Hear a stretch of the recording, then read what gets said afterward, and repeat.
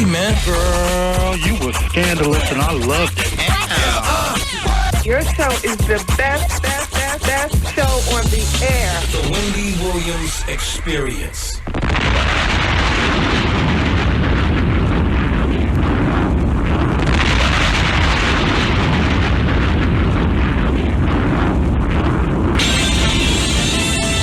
And now we're pleased to bring you our feature presentation.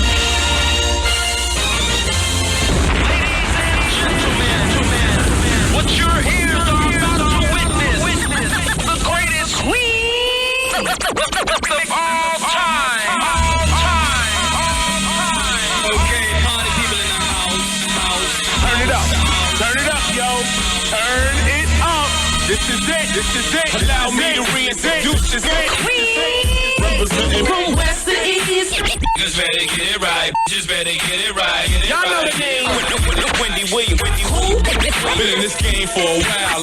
I hate to brag, but Ain't nobody it is phenomenal. like the queen. Right here.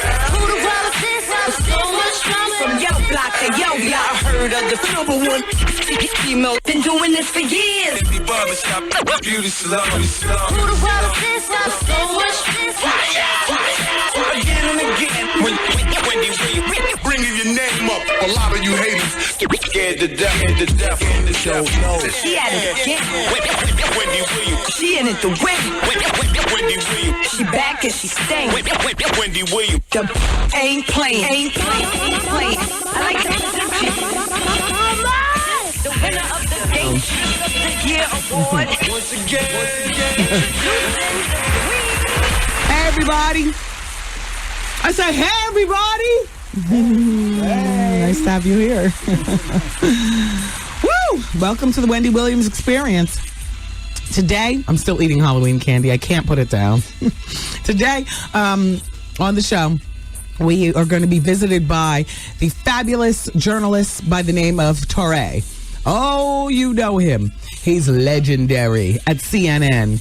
He's fabulous at Rolling Stone. He's wonderful at BET.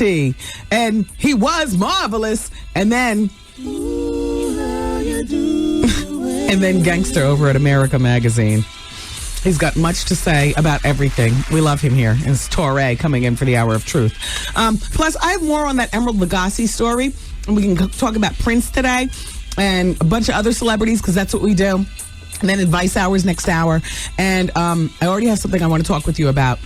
A woman sent me a note saying that her baby girl is adorable, but the child has nappy hair, and Mama don't know what to do with all that there. So I'm going to read you the facts, and then, you all can give me suggestions. Then she's been working on her PhD for damn near 3 years, but he's got something to say about it.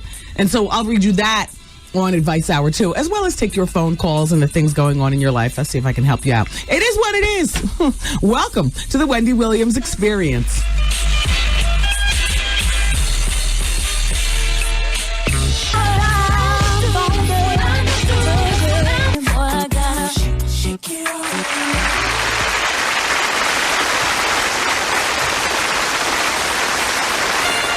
Ladies and gentlemen, it is with great honor and distinction that I introduce to you the queen of all media, Wendy Williams. Oh.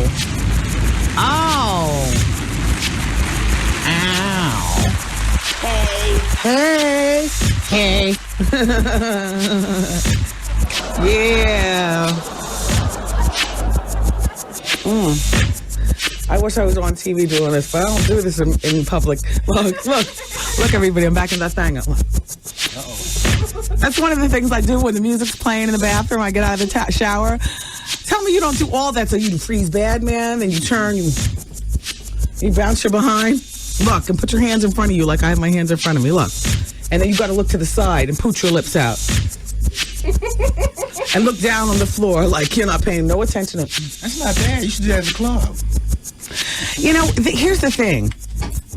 Because of the camera phones and the uncomfortable stares at the club, you're talking about the comedy club? No, just the club, the parties, the club. Oh, I do. You never see me do it because you usually leave before that drink that sends me over. Oh yes. Oh yes. There comes a time about 3 times a year where, I will stay at a party and drink until pop. Now anything can happen. Oh, yeah.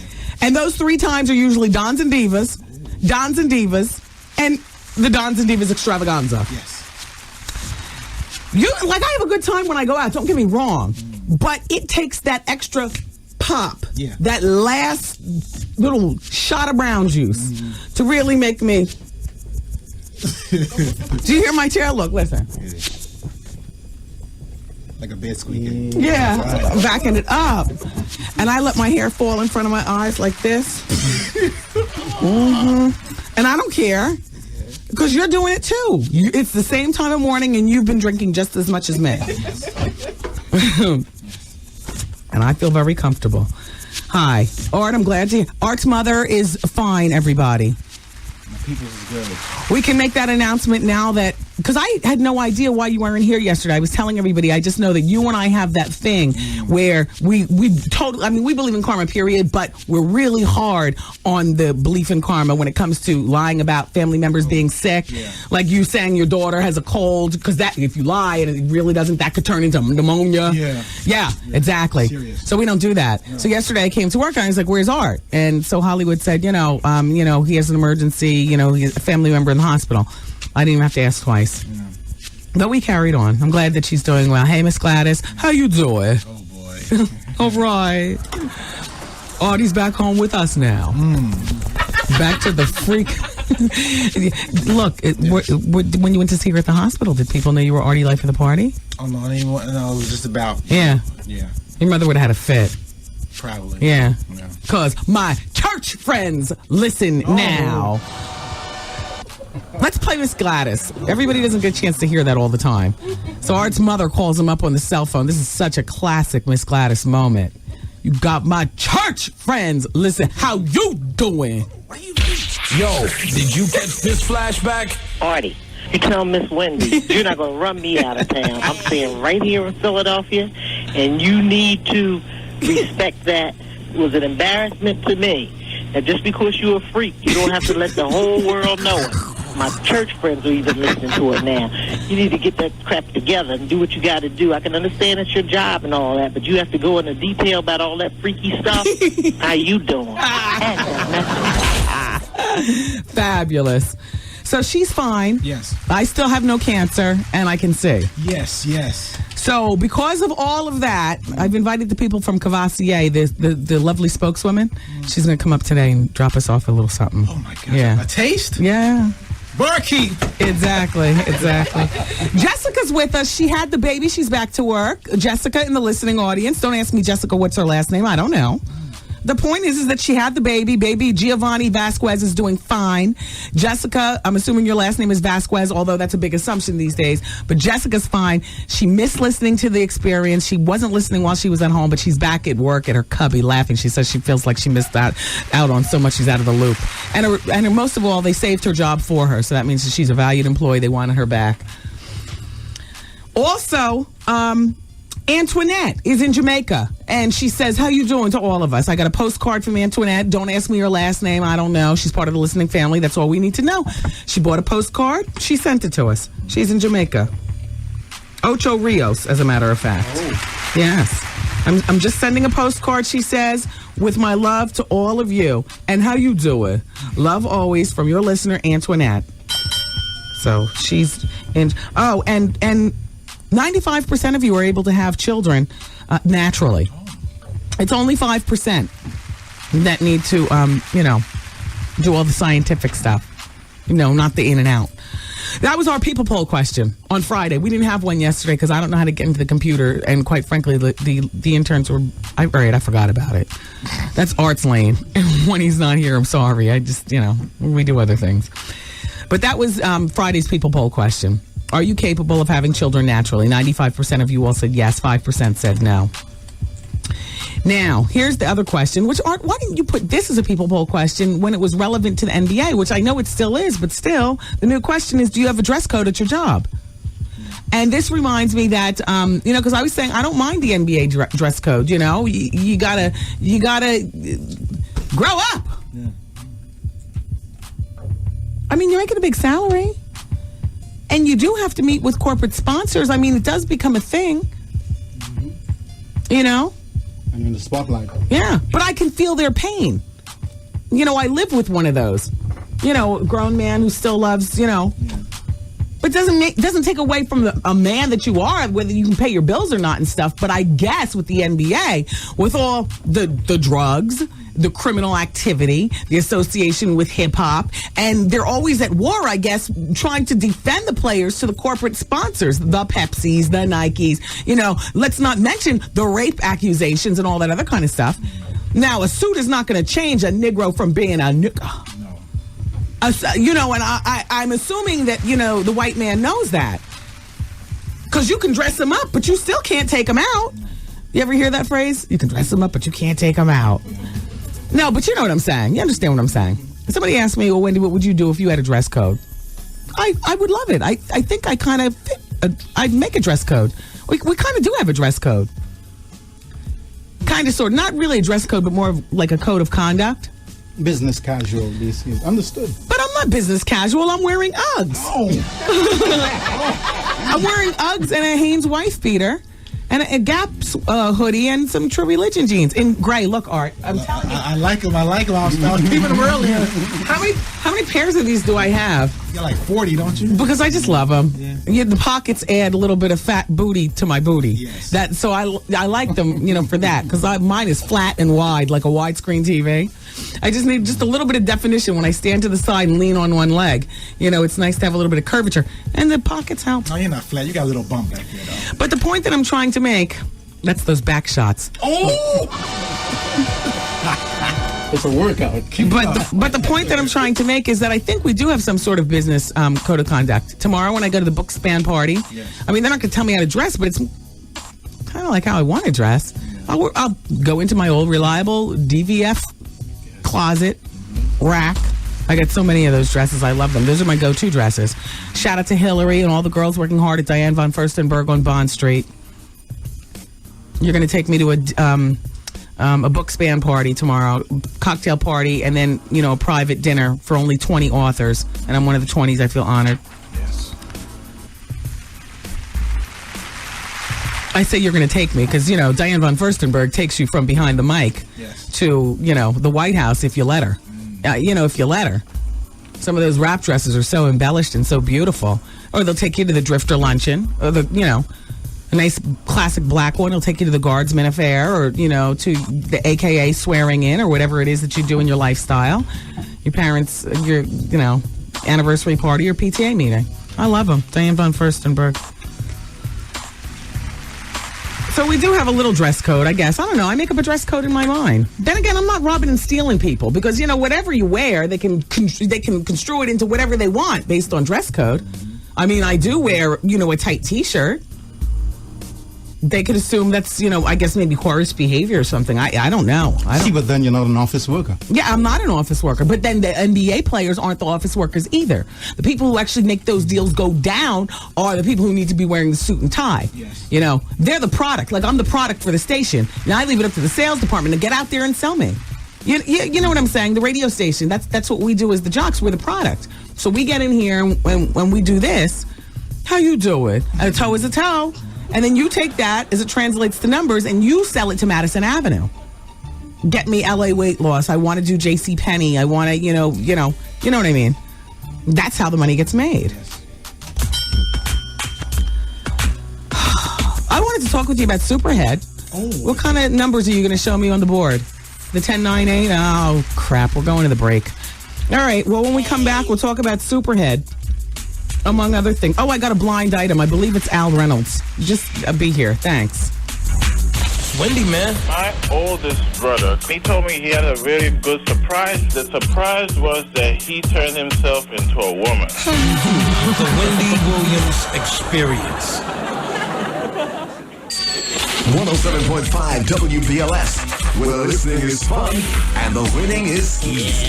Hey, Marlo, you gonna love it even more because I just gonna hand you $1,000. Oh, my God, thank you, Steve. Oh, my God, I'm so excited. Oh, God, thank you. It's the $107,000 cash guarantee. I'm getting married in March. Thank you so much. From 107.5. What's your favorite station? WBLS, the Steve Harvey Show. Yeah. And the Wendy Williams Experience, woman, where today we got $1,000. That's your share of our $107,000 cash guarantee. Don't forget that happens about 25 after 5 o'clock. Me and Art were just going over our schedules. Everybody's busy. Tomorrow, well, not today. Today's pretty good. But tomorrow we have the Laugh Factory. Yes. And, we'll see you all over there. Then tomorrow after the Laugh Factory, Kanye West is coming off tour, and I'm hosting the after tour party here in the city. Keisha Cole's performing. I just wanted to be over. I love her voice.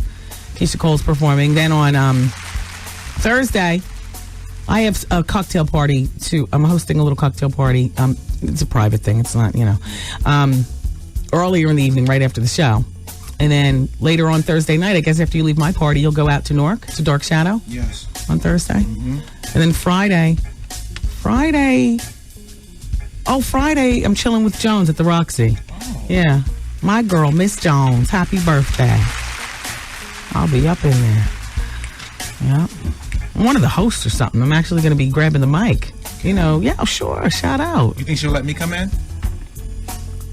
Did you give her love last week? She was at the Laugh Factory last week. Oh, yes, right. She was. Did you shout her out on stage? I didn't even know she was there. Have you ever met Jones? I produced a record on her years ago. I know Tarsha. Oh, don't take it back like that. What you produce? B-Boy? No, that was a record that never came out, but I know her. What? How did it go? Oh my gosh, I got this. I got the dent at home. Was it fast or was it slow? Was Dougie on it? No. It was it was an up-tempo beat using 69 beat from Father MC. Oh. Yeah. And it was never produced, so you never got any money off of it. I got money off of it thanks to Clark Kim, but they never put it out because that's when Andre Harrell was running Motown. Oh. So yeah, but she can sing though. She's really yeah. She's good. What? She's good. So anyway, that's Friday. And Saturday. Oh no, I think I have to invent something. Or just stay the hell in the house, which is actually my favorite thing. Get some rest. Stay in the house, exactly. Whoa. LA weight loss, 1-800-448-TRIM.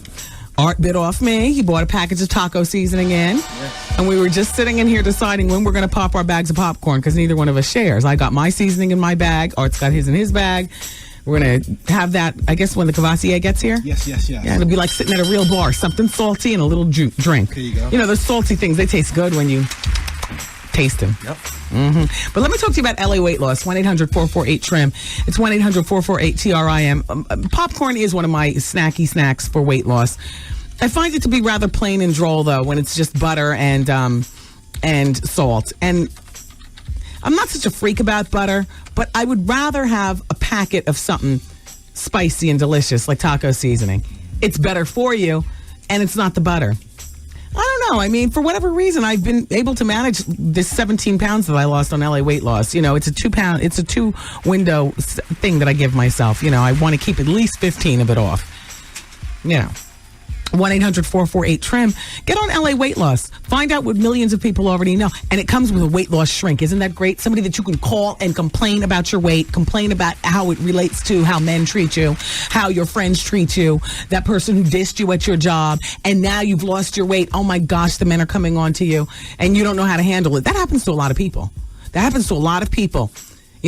My mother can't get over it. She's coming for the holidays, and all she knows how to say is, I can't believe you lost so much weight. I have so much pent-up aggression. You talk to your weight loss counselor about this stuff. Don't talk to your best friends. Don't burden other people with your weight loss triumphs and situations. LA Weight Loss provides that. It comes with the program, and the program's affordable. How about that? LA Weight Loss.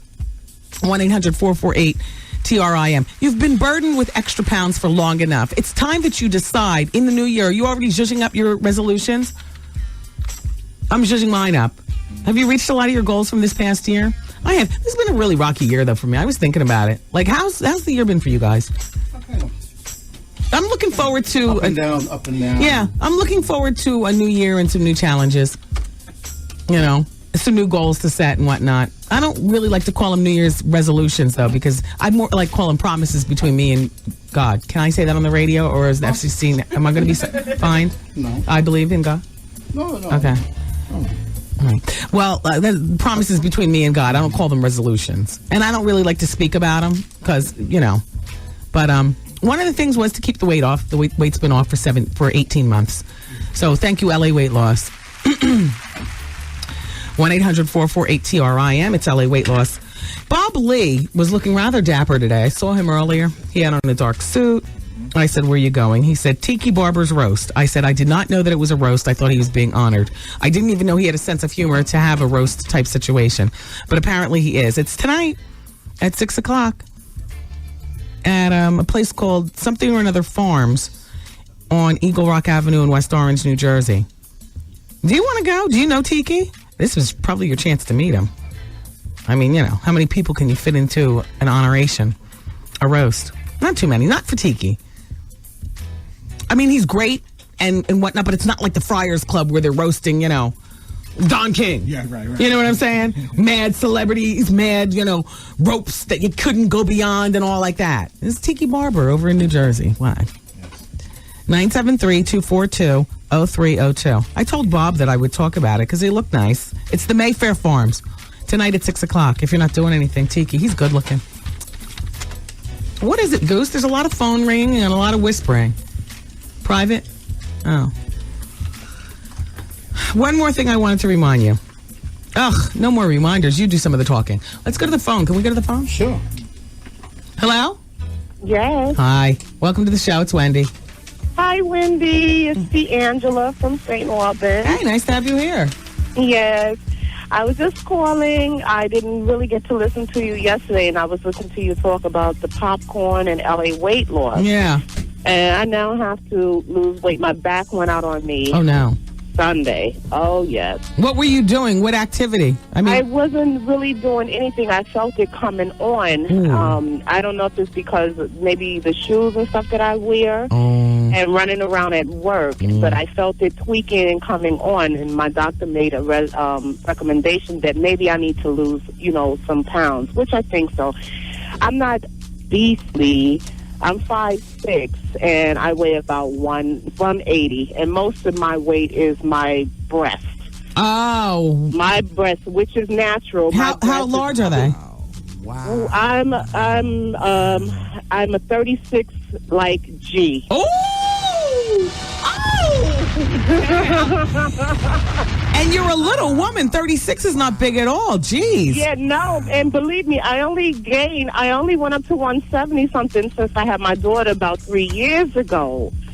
Maybe you need a breast reduction and LA weight loss. Yes. Yeah. Yes, it's a combination. But you know what? While your back is all tricked out, you should go to the chiropractor and get him to write it up for you, or her to write it up. That way you can get it with insurance.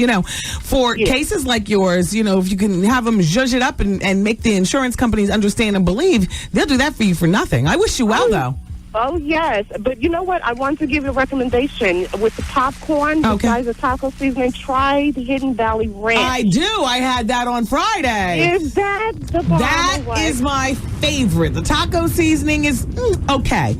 That Hidden Valley Ranch is smoking on popcorn. Yes, it is. You get an envelope of that ranch dressing and put it in there? Yes, yes. It was good speaking to you. We spoke about 2 weeks ago when you had Jimmy J.J. Walker on. Oh yeah, how tragic.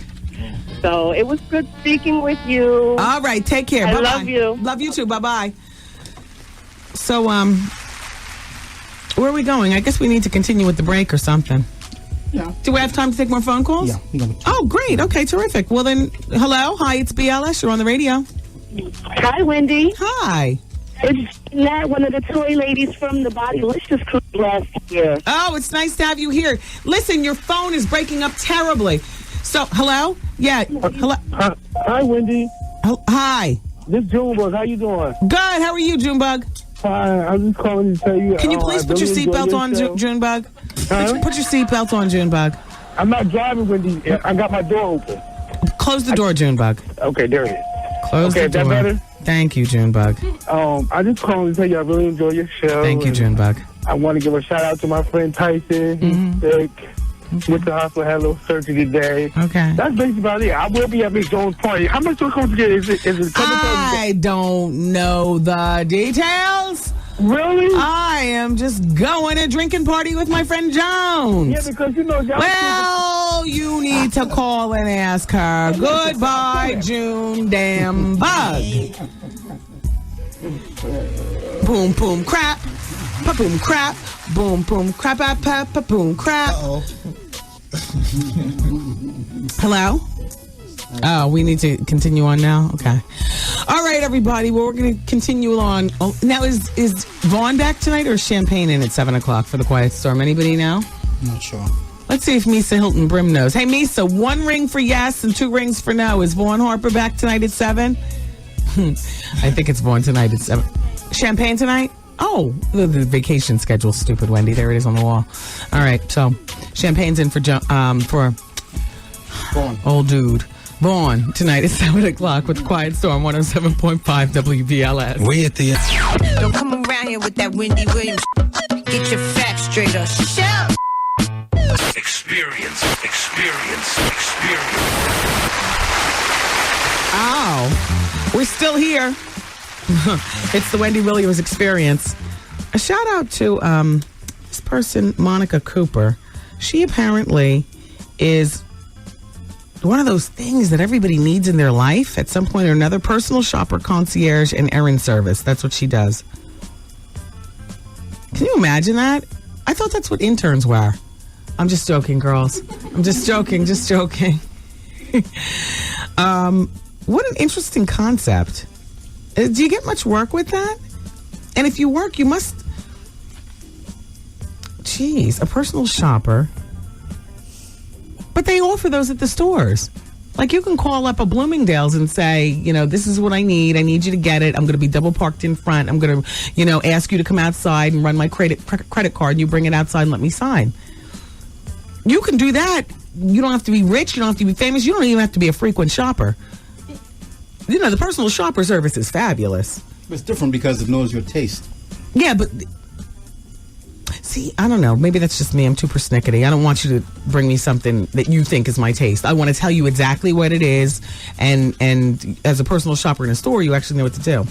An errand service. An errand. Isn't that what kids are for? I can't wait until my kid gets his license. You know what I'm saying? Go get. Right now, he's getting a good... Pick up the remote. You know? Can you put Daddy's socks in the hamper? Can you go get me something to drink? That's how kids are for errands. But Monica, this seems like a good business, though. So where are we going with this, everybody? What are we talking about? Jet magazine. I got the one with the million more movement on the front cover. I got a telephone call earlier today. I just stepped out of the shower and I was doing my poses. And the phone rang and it was somebody saying that Heavy D is on the cover of the new Jet magazine. And that he looks terrible. You know, like the weight loss doesn't look good. But I think that's because we're used to seeing heavy. You know, and at some point, you know, your doctor puts it on you. Even if you don't want to lose the weight, your doctor puts it on you. You know, you get a little bit older and you really care about living in junk. But because heavy is so sallow to begin with, I can see, you know, I have a friend who had gotten the gastric bypass surgery, and my friend had never gotten the skin removed. Now, I don't know how Heavy lost his weight. The person who called me on the telephone said it looks like he has skin. And I was like, ew, and pew, you know, all at the same time. The skin, my friend, is about the complexion of Heavy. And, you know, the skin is gray. And, well, have you ever seen it? Like, in a plastic surgeon's office? Well, not that you frequent, but I'm saying if you've ever been, and you ask about other cases, stuff that you're curious about, that you want to see, not that you're thinking about getting it done. Like, I asked, let me see the skin underneath the folds of all that weight that you lose. And it's all blackened. And, you know, I mean, it's like nasty. It looks really nasty. Anyway, say all that to say, I haven't seen Heavy D on the front cover. Shout out to people at Jet. We're a week behind. Thank you for my million more movement. The 25th anniversary BET comes on tonight. We'll be able to see Whitney Houston. Still a mess. We'll see tonight, I guess, and talk about it tomorrow. I don't know. I like the color of her hair. Somebody said she got a standing ovation at the table. Well, that was just for attending. You know, what I want to know is about her actual work. What is her work like? What is she singing like? Is she grinding her teeth? Does she have to hold her mouth in a different kind of way right now? Is our girl really back? Better? Then I understand something popped off with Snoop Dogg. They won't be airing it, but that's what we have Torre coming in here for today. Because Torre is excuse me. Torre is the newest addition to the BET Nightly News family. Yeah, Torre gets around. He was the editor at America Magazine. Dame Dash beat him down, sent him to the hospital. He's suing. You know we're going to ask about that. Big Jermaine Dupri. And plus he's an author, and he was a contributing editor to Rolling Stone magazine. I don't know if he still does that. He manages to keep a job. He's one of those talking heads, on the gossip, the E-True Hollywood whatnots. I've seen him do that before too. He gets around. He's got a good career, but he's got the T on the BET 25th anniversary. What time does that come on? 9 o'clock on BET? Or what are they having, a red carpet special for the first hour or something? Who's hosting that? Shout out to Cheryl Underwood, by the way. She's still there with Comic View. She's hosting Comic View and whatnot. I saw her over the weekend on BET. I was watching those No Talents do their auditions around the country. Have you seen that? I'm like, oh my gosh, where do they ever expect to find anybody? Look, what is this? What is going on? Did you try out, Zoe? Why are you giggling? You tried out? You're part of the No Talent crew? Well, maybe I needed to take a deeper look. Why didn't you jump in front of the camera when they were there? You did? I didn't see you. They probably just didn't show me. Look at my girls getting around. We got one on The Ultimate Hustler and one about to host on BET. They didn't pick you? What'd you do? You got up there and froze? No. You got up there and told them off? Oh, no. Zoe can be a little bipolar sometimes, from what I understand. All right, so there's a blind item in the newspaper today. Let's go over this together. Now, this is in Rush and Malloy. Hey, Rush. Hey, Malloy. Daily News. Disrespectful criminal picture of Rosa Parks on the front cover. Damn you, and damn you. But I like the Rush and Malloy column. They give me what I need. So they say, which unstraight husband of a TV personality has been hitting gay night spots on the gay nights on the Upper West Side? Guess the ex-gay movement. The ex-gay movement counseling didn't work. Wow. Do you see Star being forceful enough to say, you need counseling? Oh. Kelly Ripa's on TV, too. Anybody ever look at Mark Consuelos in a certain kind of way? I haven't. I'm just bringing it up because I like to start the drama. Who else? I don't know. Jamie Lynn Spears is hawking and crowing over at Nickelodeon. Do you watch that show, Zoe 101? My son and I watch it. So apparently, the rumor around there is that she's demanding a bigger salary hike. She's 14 years old. She's been doing the show at $20,000 an episode, much more than any of her co-stars. But that's not a whole lot of money. She's driving the show. And the show is now a proven hit. So, Jamie, I'm with you. Go in and get it. All right, you guys. Advice hour is coming up next hour. I've got a few things I wanted to address. Plus, the phone lines will be open. And 866-GET-WENDY. That's the number. Thanks, everyone.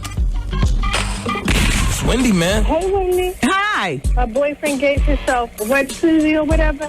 He said he almost burnt his off. Everybody needs some. Should I leave? Is that selfish to my son? Come get some. Let me tell you, Wendy, it's really a trouble with a dude. Advice out. I'm having a problem with my fiance and his family. I was in a relationship with this girl for like 18 months. She told me the relationship meant nothing. Always drama. Call Wendy right now. 1-866-GET-WENDY. Fax Wendy at 866-WENDY-FAX. Wendy, can you give me advice on plastic surgery? Let me put my cans on so I can hit you as you speak. It's Advice Hour here on the show. I got a little something for Wendy's Medical Minute here. Ladies, there was a study done over in London, and the findings, as far as I'm concerned, can apply to us over here also. They say men can be bad for your waistline. And here's why. It was found that women who live with men eat richer foods and bigger portions. Yes, that is true. From my own personal experience. You have got to make a concerted effort to not dip your spoon as you're making the mashed potatoes, throwing in the sour cream and the butter. You've got to make a concerted effort to, after you make the food, not to put bigger portions on your plate. Yes, it's true. And here's what the doctor said, who headed up the study. Men are very bad for women, really. If you're eating with a partner, you may eat more and maybe more extravagant stuff. Also, he says that girls in relationships tend to skip workouts at the gym. Wow. And that's Wendy's Medical Minute. Thank you. Now I have a fax. There's a woman with an adorable daughter who's got terribly nappy hair, and here she lays it out for us all. Hi, Wendy. I just wanted to ask the hair experts what they think, and Wendy, what you think about my baby's hair. Wendy, I'm 40 years old with a new baby. Now, what can I do about my baby's hair? Oh, it's a girl. It's a boy, everybody. I'm sorry, not a baby girl. His hair is very, she puts two verys, and then she puts nappy and dry. I tried everything from Breakthrough, a baby moisturizing cream, and nothing seems to work. As soon as it dries up, it goes back to being nappy or nappier than ever. Girl, he got hair like my husband because my daughter and my other son's hair wasn't bad. He's 1. And I don't know if his hair is nappy because he was born 3.5 months earlier, or if it's nappy because he was in the hospital for 3.5 months afterwards. Help. P.S. I love you. Signed, Queenie P. If there is anything that you can recommend for this woman, I'd appreciate you calling. I didn't have this problem with my son. He could have been a little girl and had gorgeous hair. Alas. I don't know. Because doing your child's hair can take an extra half hour off trying to get out the door in the morning. My husband just mentioned that to me over the weekend. He was taking him for a haircut. I said, boy, it's just so easy with boys. You know, you get a lineup, you get a haircut, you throw a little, Vitapoint or Bergamot on it or some Supercharge. Art. Yes. He uses Supercharge also. Yes. You throw some Supercharge on it, and it's just lovely. But with the girls, good hair, bad hair, nappy hair, straight hair, whatever it is, you still got to take extra time. It's still extra brushing, no matter what the texture of hair. But in this particular situation, I'm asking for the hair experts to call and give this woman a little bit of help. In the meantime, oh wait, Zoe was writing something down. Zoe, my intern, she says Carol's daughter's kids products, either healthy hair butter or hair milk. Okay, so there you go, Mom. And I know the Carol's Daughters products. I use them on myself. My family loves them. We here at the show love Carol's Daughters stuff. Used to be a little company in Brooklyn that only a few people knew about. All of a sudden, Jay-Z discovered it, how great it was. Jay-Z and Beyonce have invested $10,000 into it. Will and Jada Pinkett Smith, $10,000. Even Donald Trump invested with his wife, too, didn't they? What's her name? Thalia. No. I'm sorry. It wasn't the Trumps. It was the Matolas. Matolas invested. Yeah. Got the wrong rich people mixed up. Anyway, and now Carol's Daughters, a big to-do up in Harlem. It's a beautiful storefront, and they've just zhuzhed it up thanks to some very wealthy investors. So go online to carolsdaughter.com and see what products they have. Or call up the store in Harlem if you're from out of town. I do this all the time. If, I need something and the store is located in Dallas, I call up, tell them what I want. Throw my credit card number out there. In 3 days, I got what I need. So, be smart. Go online. If they don't have an online website, call 411 Carol's Daughter in Brooklyn or Carol's Daughter in Harlem. They got 2 locations. And Elisa says warmspirit.com. Warmspirit.com. Well, Elisa, what do you... Wait, Maddox's hair isn't nappy. No, this woman put 2 nappies in front of her son, Elisa. That's our lactating booker in the back. But Maddox doesn't have nappy hair.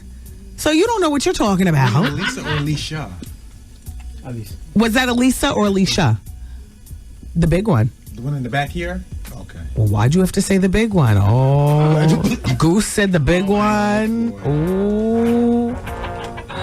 Big old, here she comes running in here. I'm surprised you made it. And you're breathing normally, not like a big buffoon. Look, Goose just called you the big one. What? Look, do you know a baby who has 2 nappies in front of their hair that you're really recommending this? No, seriously, warmspirit.com. Warmspirit.com, there you go. It's a really good product line. And I used to be a biochemist, so I know. Oh, yes, that's it's like right. a sophisticated child's daughter. I forgot to tell you all that this is her second career. Like Arthur was a social worker. Elisa came into a more exciting career because her career used to just have her behind a bunch of lab vials and petri dishes and microscopes. She was a biochemist. Exactly. She's brilliant. Yes. How does all that brilliance play out with this show? You look at us every day. What a bunch of idiots. I need to go back to the lab. What is big? All right, we don't have time for that. There's a woman with a PhD and her man's complaining. Here we go. Dear Wendy, first I want to say I love the show and how you doing. I have a dilemma, and I always wanted to ask you this because you are my friend in my head. Now, I've been with the same woman for nearly 3 years, and she's currently in school working on her PhD. I know that she loves your show, and I know that you love people with the DR period in front of their names. Oh, yes, respect to the DR period, whether it's a PhD or a medical degree. Respect to the DR period. I love you all. And shout out to the nurses also. Wendy, I've been standing by her side as she goes through her ups and downs on this path, working on her PhD, has been quite stressful to say the least. To add to the fact, she lives in Pennsylvania and I live in Connecticut, and it makes it even worse. It is not a situation that I care for, but I have tolerated it for the last 3 years because she has complained about needing to live on her own for a while because she never really has. Ooh, applaud that woman. Yes. Wendy, I'm 27 and she's 35. Well, she's lived on her own most of her life. 35 with no kids, and she's single. What's she up to down there in Pennsylvania? Walking around town, working on her DR period.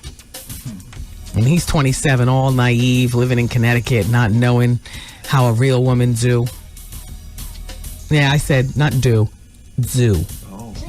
All right. Anyway, let me go on. Wendy, I'm 27 and she's 35. She has no kids. And in my mind, I'm looking at her like, look, grow up and get over it. I can't want to be with someone in a committed relationship but maintain 2 households for years. Wendy, we're working on years now. How can that work?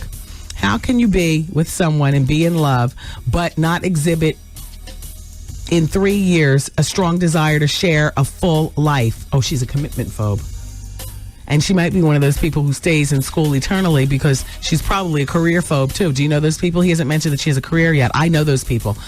I got a very dear friend, 37 years old. She's never worked a regular job. Brilliant. She's got 3 masters and a DR period in front of her name. But what are you doing with that? Like, to me, bum in my mind. I hope she's not listening.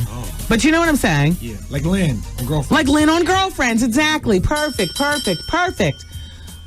Like with all that education and stuff, why is it that it translates to me, you know, when I see my friend into bum? It's like, you're doing nothing. You are not a diva.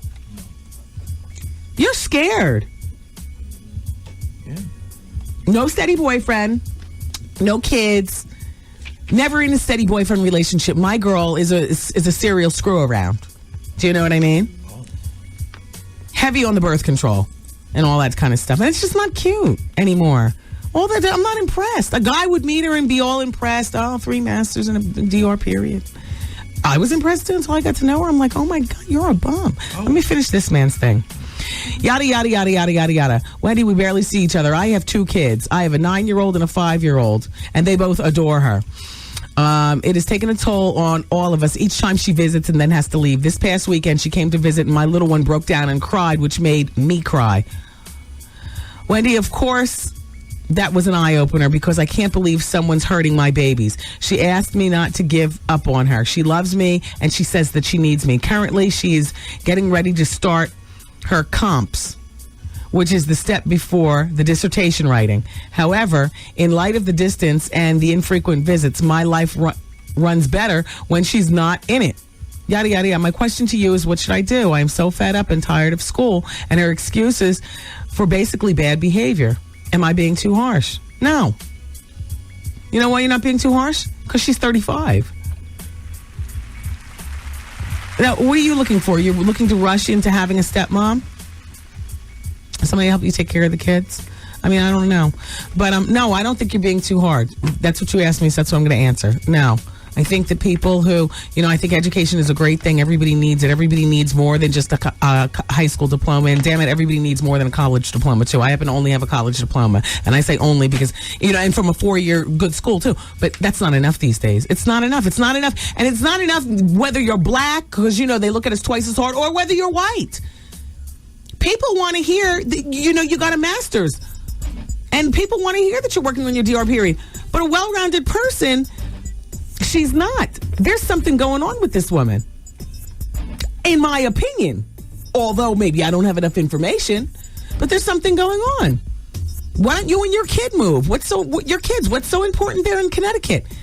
Your kids are 9 and 5. Okay, the schools. Okay, I understand what you're saying. Move to Jersey. Everybody else lives there. It's the how you doing state. Thanks, McGreevy. Shout out to Forrester. Oh, did I just express a political point of view personally? Oh. November 8th is election day. Vote or die. Vote or die.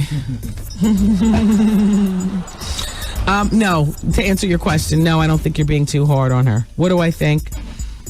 I think you're not being too hard on her. What other question did he ask? What should I do? What should you do? You need to sit her down and have that final conversation where either you walk out of there as a single man or you walk out of there with some decisions made on how this is going to go down. If she's not going to bring up marriage and all like that, and you need dates from her, like after she does her dissertation, after she gets her PhD, where does she intend on pursuing her career? Let it be Connecticut. Let her start applying for jobs, looking online, what's available in Connecticut, or let it be in Jersey. You all compromise and move to Jersey, the how you doing state. But no, you need to have a conversation with her, and it needs to either be the conversation that starts anew or conversation that buries the entire relationship. That's it. And if you're so keen on marrying her, then you need to have marriage talk, not this be together. What is that be together? Is it marriage or no marriage? And her eggs aren't getting any younger either. Oh. Is she scared of commitment? Does she not want to have children? Does she not want to be a stepmother to your kids and a mother to your future kids? There are women out there like that. Sounds to me like there's not enough talking going on. Too much commuting and love making. Because, once you finally see the person that you've been commuting and waiting for, all you do is have sex, and then you never end up having real conversations because nobody wants to rock the damn boat. It's time to rock the boat. The holidays are coming. You can use that extra gift money that you spend on her on you. What's it going to be?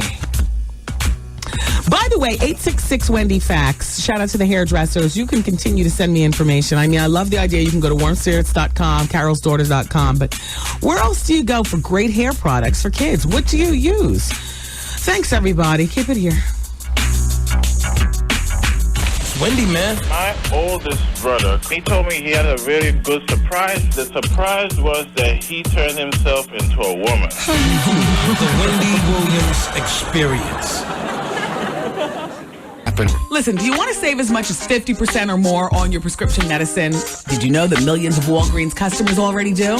Talk to your Walgreens pharmacist about generic substitution. By law, generics contain the same active ingredients as the big name brand equivalents. This means that you get the same quality medicine for less. Generic substitution. With over 4,700 stores, you'll find a Walgreens just around the corner.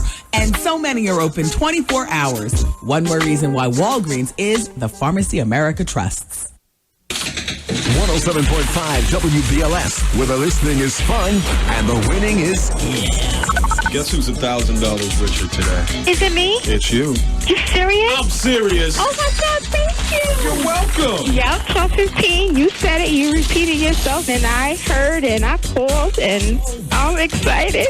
It's the $107,000 cash guarantee. I'm gonna do me with this. Treat yourself well, love, and you should do you. What's the radio station that's the home? 107.5 WBLS, the #1 station. I love you guys. Thank you. We love you too for listening. We're the radio station with the Steve Harvey Morning Show and the fabulous Wendy Williams Experience in the afternoon. And don't forget, your next chance to win the money is today about 5:25. Listen for the Steve Harvey cue to call in and be a winner. Okay? All right, my friends. Shout out to my man, DJ Alizé, in town from DC. He spins on the radio down there, you know. He's up here for Big Theo tonight. Big Theo's having his big, what do they call it? BDS Tuesdays at Temple. That's a cool dude, Theo. Hey, listen, the radio station's really busy. You know that. Shout out to Irvington, New Jersey. On Saturday at 10 p.m., WBLS Jam Van is going to be at Fox's in Irvington on Welland Avenue and Lyons Avenue. Why do I think that's not Irvington? Why do we think that that's Jersey City? But no, that's Fox's. This place in Irvington is called The Fox's. Okay, two different places. All right, so we're back to Irvington. Saturday night, 10 p.m. The Jam Van marks the spot. 31 Welland Avenue at Lyons Avenue. It's called The Fox's. And that's where you can knock on the Jam Van window and get tickets to see the Hard Rock Live concert that Budweiser and Bud Light present. It's a one-night stand with Nelly. Yeah, that show is coming up. That's just a reminder from your radio station. We're here for you. Out in the streets, in the community. That's what we do. Dear Wendy, I need your advice. My dear sister, Nene, had a baby for me. This is a black woman, see? Nene and for me. Those are the two tip-offs. He had a baby for me. She had a baby for me. For me. I had a lot of problems carrying, and I wanted to have a baby that was blood, not adopted. So anyway, that's a very nice gesture, by the way. That's a really nice gesture. Anyway, let's get back into the plot. So anyway, the child is now 4 years old, and my sister's always making slick comments like, if it wasn't for me, blah, blah, blah. You get my drift, Wendy. So my question is, do you think I should tell my child the story before Auntie opens her mouth and gives lots of hints? My child is 4 years old. Well, I don't know that right now is the time to tell the story, but I wouldn't have a problem telling my child a story like that. Just because that's a nice, you know what? But here's the bigger problem. You should be able to hold on to a story like that and tell it when a boy can really understand it. Like at 15, when they understand the beauty of family and the bonding of, auntie and mommy and the beauty of, how precious their life is. You shouldn't have to tell a story like that. This bitch, she's trying to turn it out. I don't like that. The aunt. You know what? I'd be more apt to move far away from my sister and not let my sister see the child until an appropriate age just because of that. Can you believe I'm saying that? But that's true. I mean, I've never had to think about it because my sister, first of all, if I ever asked my sister, I know that she would never do something like that, ever. I know my Wanda. My Wanda would never do it. But now I'm being faced with the problem via this fax right here. You know what? This fax right here is the stuff calling the moving company is built on. Move to the other side of town, change your phone number, have no contact with her. That's how serious I would be about it. How are you supposed to explain to a 4-year-old that your aunt gave birth to you, I guess, the seed was dropped in your aunt. No, she and daddy didn't have sex. But what? Why is she even causing trouble? She is no good. And she is not invited to Thanksgiving dinner. No, because don't you have booze at your Thanksgiving dinner? Damn. You don't need her at Thanksgiving dinner, and you don't need her at Christmas. This cutoff, Aunt Nene is cut off beginning now. Yes. What time is it? 29 after. 29 after? 29 after what? What hour are we in? 3 on November 1st. All right. At 3:30, Nene's cut off. Change the cell phones.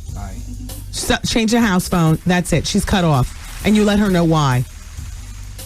And you know what? And save the tears. This is one that doesn't require tears. This requires grease and a pinky all up in her face. Uh-oh, not the pinky. Yup, the pinky.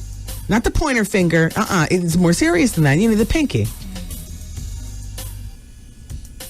And no tears. You're not bleeding in the heart. You're telling her. She's messing things up. Now, oh my gosh. I'm getting all wrapped up in that drama. Let's go to the phone. It's still Advice Hour. Hello. Hi, you're on the radio. Yeah, hello, Wendy. Hi, how are you? I'm all right, yo. Good. So it's Advice Hour. Are you calling for help? Yeah, check it out. Okay. I'm 25, right? I've been messing with this girl. She's 40. Whatever, long story short, for like the past 3 years since she was like 37. She had an abortion for me at the top of 03. For me. Wow. Yeah, for me. Because I was still with my baby mom. Oh, so you were, she was your jump off. Yeah, more or less. Now, is she still your jump off, or is she your main girl now? She my main girl. All right, you guys live together? Nah, not right now. I'm staying with this other girl. Oh, so she's still your jump off. You're cheating on her. Nah, I'm not cheating. Are you sleeping with the girl you're staying with? Nah, the first week I was just getting professional, but for the past 2 weeks. Same difference, yo, Clinton. No, the first week though. Listen, Wendy, the first week. But for the past 2 weeks, it was nothing. Because one day we was chilling, drinking, and smoking. And I came out and told her I ain't sexual attracted to you no more. Oh, this is what you told your 40-year-old? No, the one I'm living with right now. How old is she? She 24. Yeah, but okay, so you moved into her for the purpose of sex is what I'm getting at. Nah, I moved with her because I'm messed up right now. It's like I'm going through it, so I ain't really got no place to stay. Okay. And the reason I can't stay with the 40-year-old because she's staying in the room right now with her daughter. She going through it too. Wait, where is she staying? In a room. A room. She renting a room.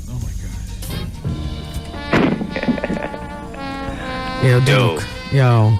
Yeah. What is your question to me?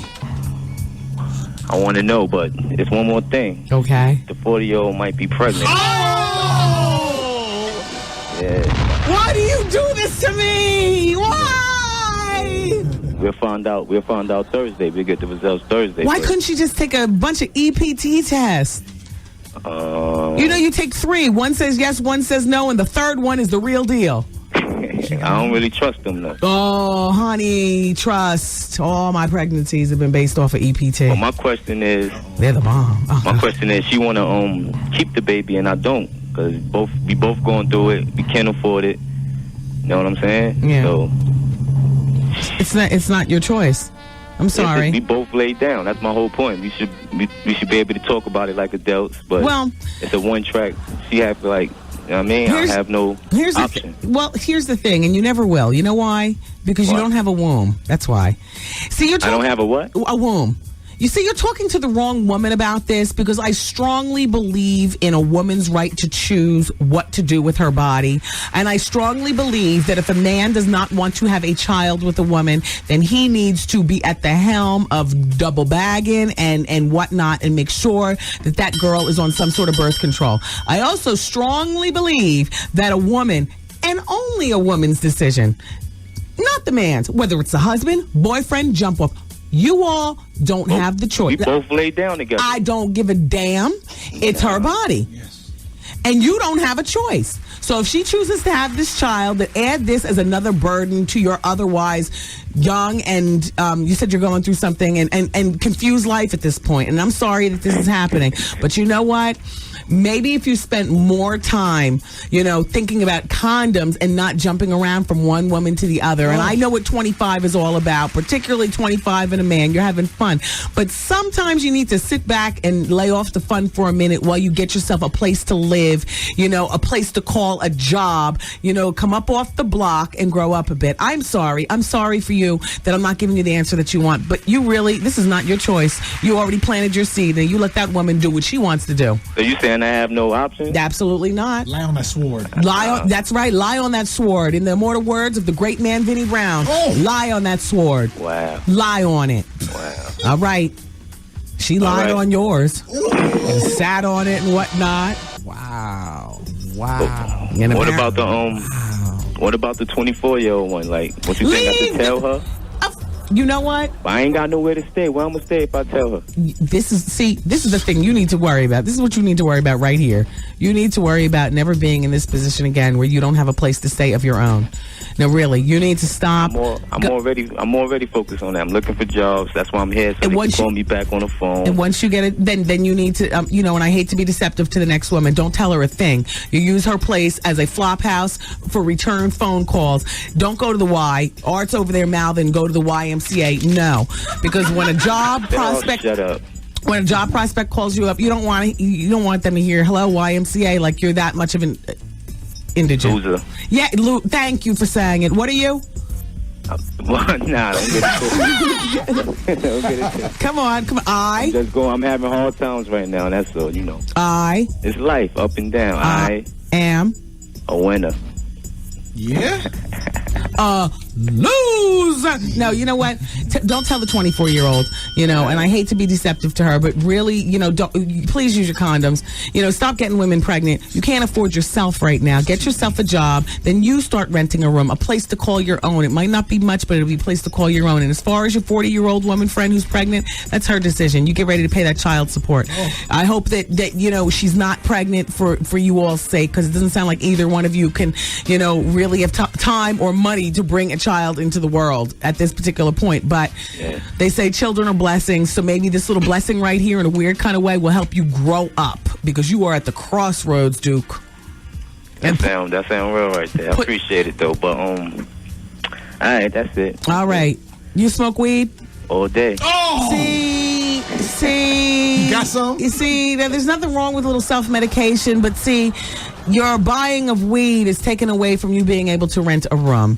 You understand what I'm saying? Like everything, every dot connects in your life. You like to drink. You drink a bit. Yeah. Yeah, see? And leave the weed alone. If you get a job call, what are you going to drink to clear out your urine? I'm going to use my the 24-year-old piss. The 24-year-old... No, excuse me. Now, you can't do that. Study, son. Loser. That's a woman. You can't use a woman's piss. What you need to do is find one of your women who has a son with that pure 5-year-old, sample. Yeah, son. There you go. You know what I'm saying? Stick with me, kid. Easy. Look, take care of yourself, okay? All right, Wendy, good luck. All right, take care. Bye-bye. Bye-bye. I'm exhausted. Please don't go to the phone anymore. Do I have time? Take one quick one. No, I don't. I don't have time. Okay. See what happens? He was getting ready to use a woman's urine to pass the test. I'm glad he came to the expert. I mean, me. You know what I'm saying?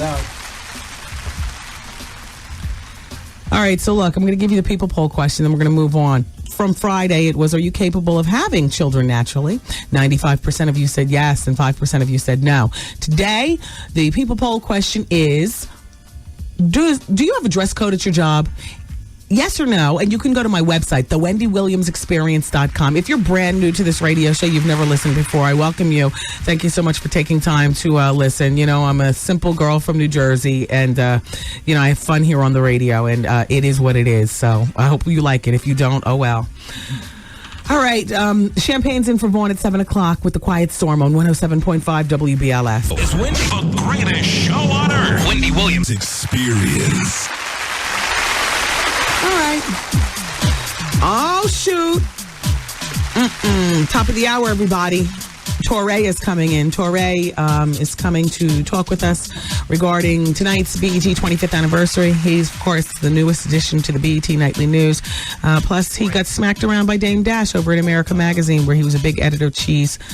He's a well-respected journalist in the business. So, it's always fun talking to Torre. He'll be here for next hour, and I promise you that you'll be thoroughly entertained. Dear Wendy, I've seen the December cover of the Vibe magazine with Mary J. Blige. She takes better pictures, but she still looks good on the cover. You, Art, Goose, Nicole, the interns are coworkers in my head. How you doing? That's funny. That's from Junie. We're coworkers in Junie's head. All right, so let's go to the telephone. It's Advice Hour. 866-GET-WENDY. Hello. Hey, Wendy. Hi. What's going on? Well, that's the question I ask you. Oh, I'm so glad I got through. Listen, I have a problem. Okay. I'm a 25-year-old singer-actor, and I'm from the South, and I just moved to New York. Well, not just moved, but like 4 years ago I moved to New York. Okay. And I've been doing pretty good as far as like getting jobs and stuff. Mm-hmm. But I ran into a tough time where I had to leave my apartment. And I was dating this guy who offered to let me stay with him. And he was like, you need to concentrate more on auditioning and not so much working, you know, and trying to make ends meet and stuff like that. So I moved in with him despite he telling him that I did not want to. So when I moved in, everything was fine and everything, but it feels like he's gotten really, really attached really quickly, and I'm not the relationship type of person anyway, and he knows that, and I made that very evident in the beginning, and it came to a point where he got so attached that he wanted to know where I was at every point of the day. Okay, so let's back up for just a moment. When you had to leave the apartment that you originally lived in when you came from down south, why did you have to leave that apartment? Oh, well, no, I was living in New York when I had to leave the apartment. Yes. I had come off a tour and I couldn't find work in time to, you know, pay the rent. Got you. So you left for financial reasons. Yeah. Now, now this new guy, where did you meet him? I actually met him in a threesome. In a threesome? In a threesome like a year ago. Okay. So you're able to, so you guys have sex together. Yes. And you pay him rent to live in his apartment? I don't pay him anything. He would not allow me to pay him anything. Okay. And now, do you sleep in the same bed? Yeah, we sleep in the same bed. He's a very good guy. I mean, he cooks, he cleans, he does my laundry, he organizes all my things, and I thank him every day for those type of things. Okay. Well, I have an answer for you, but I want to hear your specific question. Okay. The question is, we've argued over and over again about where I am and what I'm doing, and he's always accusing me of cheating on him. He's like, oh, you didn't go to work or you didn't go to class today. And I'm like, well, how did you know that? He was like, well, I went in your emails, I listened to all your emails, I went in your phone, and I checked your messages when you're in the shower. And to me, I felt very violated that he went through all my stuff. I have nothing personal. You know what? While it is true he's wrong for violating you, you're living under his roof, and you're the one who has bent your beliefs and your morals for living there. You know, if he doesn't want to take your rent, it's clear he doesn't want to take your rent because he looks at you in relationship mode.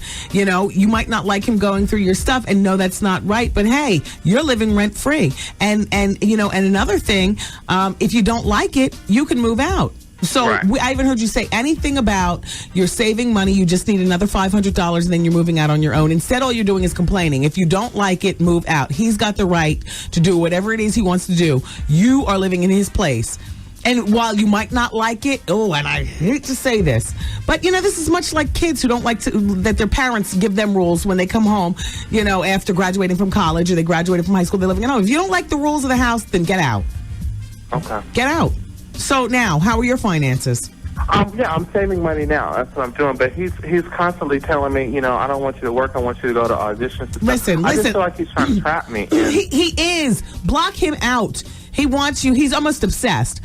But listen to me. How close are we in moving out of this place? About another month. Okay, so you tolerate everything he has to say, and don't get crazy, because that's the one who'll throw hot grits on your back or your pee when you're sleeping. Yeah. You see what I'm saying? I'm actually afraid of that. Well, listen, don't rock the boat. Not one more complaint out of you. He has every right. But you silently save your money, and you really leave. And this is how you should leave. You should leave when he's out to work or out of town or whatever. Don't make it a big to-do. On Saturday, I am moving out. Right. Because on Wednesday, he'll kill you. Thursday, he'll dispose of your body. Oh. You understand what I'm saying? Yeah. I thought about that. I'm definitely going to leave without him knowing. It's just, I have a lot of stuff. Look. It's going to be hard to get. Listen. He's always here. He's either here or like gone for Then hours. you know what? Then you leave with the things that you can manage to leave with. Now, you're going to have to pick and choose. You do a lot of complaining for a man with no roof over his head. Yeah. A lot of complaining. If you really believe in yourself, then you start over from someplace. You take your baby pictures and your driver's license and your birth certificate pictures of your mom and dad, and you throw them in a knapsack and you leave. And a few of your favorite sweaters. You're dealing with a partial psycho, and he partially has the right to be. You've taken advantage of him. Knowingly. Because you don't sound crazy. Yeah. All right. I wish you well. And by the way, Yeah. How you doing? Did you notice how maturely I handled it when you said you were involved with a threesome and that's how you met him? Yeah. That's because Art was out of the room and he wasn't here to and dope. You know what I mean? Now he's back. I was expecting it anyway. No, but you know what? I don't give it. I'm mature. Please. Mother has lived. Oh, what? I mean, read the books. I've read books. All right. So very well. Have a very wonderful day. And I wish you luck. And stop complaining. Thank you. All right. Bye-bye. Goose, what did you say? We have to leave? Yeah. The conversation? Hello? You want to take another call? No, well, how much time do we have on the break? You got 15 seconds. Oh, geez. Well, hang up the phone. Well, let's figure out how to occupy 15 seconds. Maestro, please. Wow. Wow. Wow. Wow. I'm gay. I'm gay. Hey. Wendy? Oh, you're fantastic, Wendy. You will always be my special star. I love you.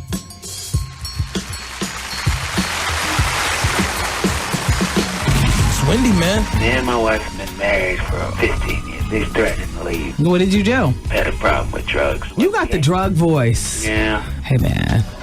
Just asking, what's your drug of choice? You name it. Coke? Yeah. Weed? Yeah. Crack? Yeah. Heroin? Yeah. E-pills? Yeah. Whippets? Alcohol. Gorilla? Yeah. PCP? Yeah. The Wendy Williams Experience. Wow. Hey, this is Vaughn Harper. Spend your weeknights with me from 7 to midnight on The Quiet Storm. The only place you get that musical massage you need after a long, hard day. There's a quiet storm, and it never felt like this before. I'm going down.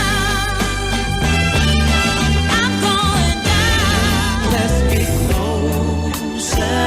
I'm here for you from 7 to midnight on The Quiet Storm. 107. Wendy Williams.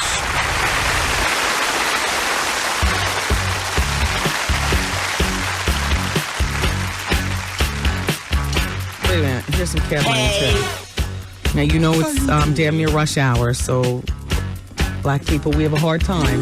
So the faster you do it, the faster you get back. All right. Save the receipt. Thank you. All right. Ow. Thank you, Art. Let's bring Torre in immediately. We've got so much to cover. Plus, he's working. Oh, you gotta work. Do you get recognized in public because you have a look that's only Torre? Yeah, I do. Yes, I do. Mwah. Good to see you. You know, bring your microphone around. Nobody crazy. can hear. I get recognized by all sorts of different people. Yeah, because you do black media, people, white media. People, yeah, but and a lot of people are like, oh, Torre. Yes. You know, and I mean, there have been some nice things, like I was flying in Jamaica. Yes. I was in the back in economy. And they put you up in front, first the class. guest was like, oh, I love you on CNN. Tick, tick, tick, tick. Yes. You're in the front. Yes. Like, so some nice things happen. Torre is a pop culture person over at CNN, which is a big deal because they don't do black a lot. Well, hold on. You're a little late, honey. I'm not with CNN anymore. Oh, who knew? I'm with BET. Well, no, I know. But the CNN thing is over. Because Okay. they decided they had enough of entertainment, didn't want me anymore. Here's the thing. Do they still have that show with that Showbiz Tonight? Yeah. They do. It's a bit of a mess. And they got rid of my girl, Karen. And they just, and you know, so... Not much going on there. I love it. You don't have... Yeah, I you love with the crickets. And AJ's very cookie cutter. New host would spruce up it's the funny. action. You've been on, I mean, when you do I've TV, been you on- can sense, like, there's a certain thing they call talent. And Yeah. you don't really see it at home. Right. And, like, I can sit on a couch with somebody and see how they interact. Like, I say this, are you going to respond to Right, me? Or are you right. just going to do what you were going to do? Right. And if you're responding to me, then you're, you know, that's good. That's Yes. talent. Soledad O'Brien is Yeah. the best. You like her. cannot throw her off. And I would try to throw her off. Yes. Just to say little funny things. Yes. And just even be like, you're so beautiful. Yes. Just to throw her. Nothing can throw her off. Wow. This Good for guy. her. Good, and good for you. You've had a very stellar career. I've tried. All right, let's we're gonna talk about the BET 25th anniversary. I want to talk to you about. I understand because for years he's been what do you call your title over at Rolling Stone? You contribute. Contributing editor. There you go. Writer. And you worked on a piece for Rolling Stone with Jay-Z and Beyonce. I'm still doing a big piece on Jay-Z that will be the cover in December. Spent a bunch of time with Jay and B. It's very sweet. It's very sweet. I saw him backstage. We'll get into it later. Yes. We saw him backstage after a Destiny's Child show. Yes. And I don't know if the story about Beyonce has been told about her last night at Thursday's show, Thursday's legendary Jay and Nas show, which I'm still buzzing from. Well, people talked about what they saw on the stage, but you obviously from a journalistic point of view. But she was in the sound booth, sound area, right behind me in a beautiful white sweater, long blonde hair past her navel. And it's so funny because she's dancing more back there than Jay is on stage because Jay doesn't dance. Right. You know, he'll move a little bit, but he's from that Rakim mold of I just stand here and you look at me. Right. And she's doing his moves, but with more energy That's in the the back. Dame Dash, though, by the way. No, but he does that hove, you know. Art, is that the Dame Dash? Or is that's no, not the dice thing. Not that craziness. And I talked to Dame about Jay. Okay. Salty. Wow. You know. All right, let's talk about Dame as long as we're talking about it. I want to know what happened with America Magazine. I want to know if that's going to be your magazine because you're suing and you're going to be a wealthy journalist. No, I'm not suing. Did you end up in the hospital? No, not me. That's Smokey. Oh, that's right. So that's Smokey Fontaine. I got my journalists mixed up. You're getting us mixed up. No, Smokey Fontaine, though. Don't be mad at me, though. No, Are you I'm friends never, with Smokey? I'm not friends. What is but the I journalist know circle saying? What is the journalist? But I mean, like Damon punched him in the chest. Yes. And Damon is proud to be punching people in the chest. I mean, like when I talk to him, he's you like, get no points for that. I punched lots of people in the industry in the chest. That's why they don't like me. But they're whack. That's why I had to punch them in the chest. I'm like, dude. There's other ways of getting your influence across besides beating somebody up. Yeah. That's his way. All right, let's bring it then to tonight. BET. They got their 25th anniversary show going on. Well, it starts before tonight, of course, because there's a new president. There's a new president of entertainment. It's a whole new day at BET. Reggie Hudlin, new president of entertainment. He made House Party. He made a Boomerang. Made a lot of movies that we've watched and loved. Yes. It's a new day. Okay. There's new blood. There's new budget. Are you feeling it over there? Are you feeling good? I'm certainly not going to move from CNN, which is a high-class, well-oiled machine, over to BET. Right, yeah, I don't want to go to the hood. I don't want to, I've been at MTV. You've been everywhere. I've been at good places. Yes. So I don't want to, so this is not the hood. Okay. This is a quality news organization, and we are stepping up our game. It's going to happen. And like the BET that we have wanted to exist is on. It's about to go down? It's coming.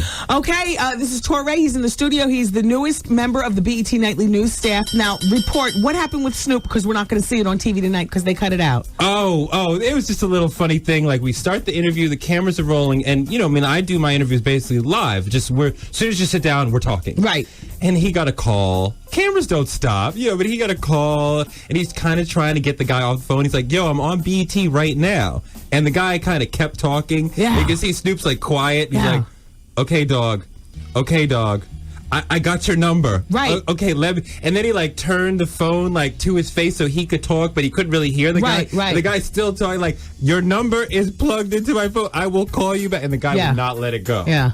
So was he upset when he got off the phone? No, he's Snoop. He's never upset. Well, then you do have a flair for the drama, because, honey, I thought you were going to come up here and tell me something scandalous. I didn't tell you. I didn't tell them to tell you that story. Well, they made it sound scandalous. I mean, see, I was trying to think. I was coming up here. I know you would want to know. Whitney Houston. All the old BT. I didn't talk to Whitney, but all the old BT people. I know you'd want to know who doesn't look good anymore. Sherry Carter. Oh. I didn't see Sherry, but I saw Rachel. Rachel still looks incredible. Okay. The answer is I don't have an answer. Donnie still looks great. Did you see Sita?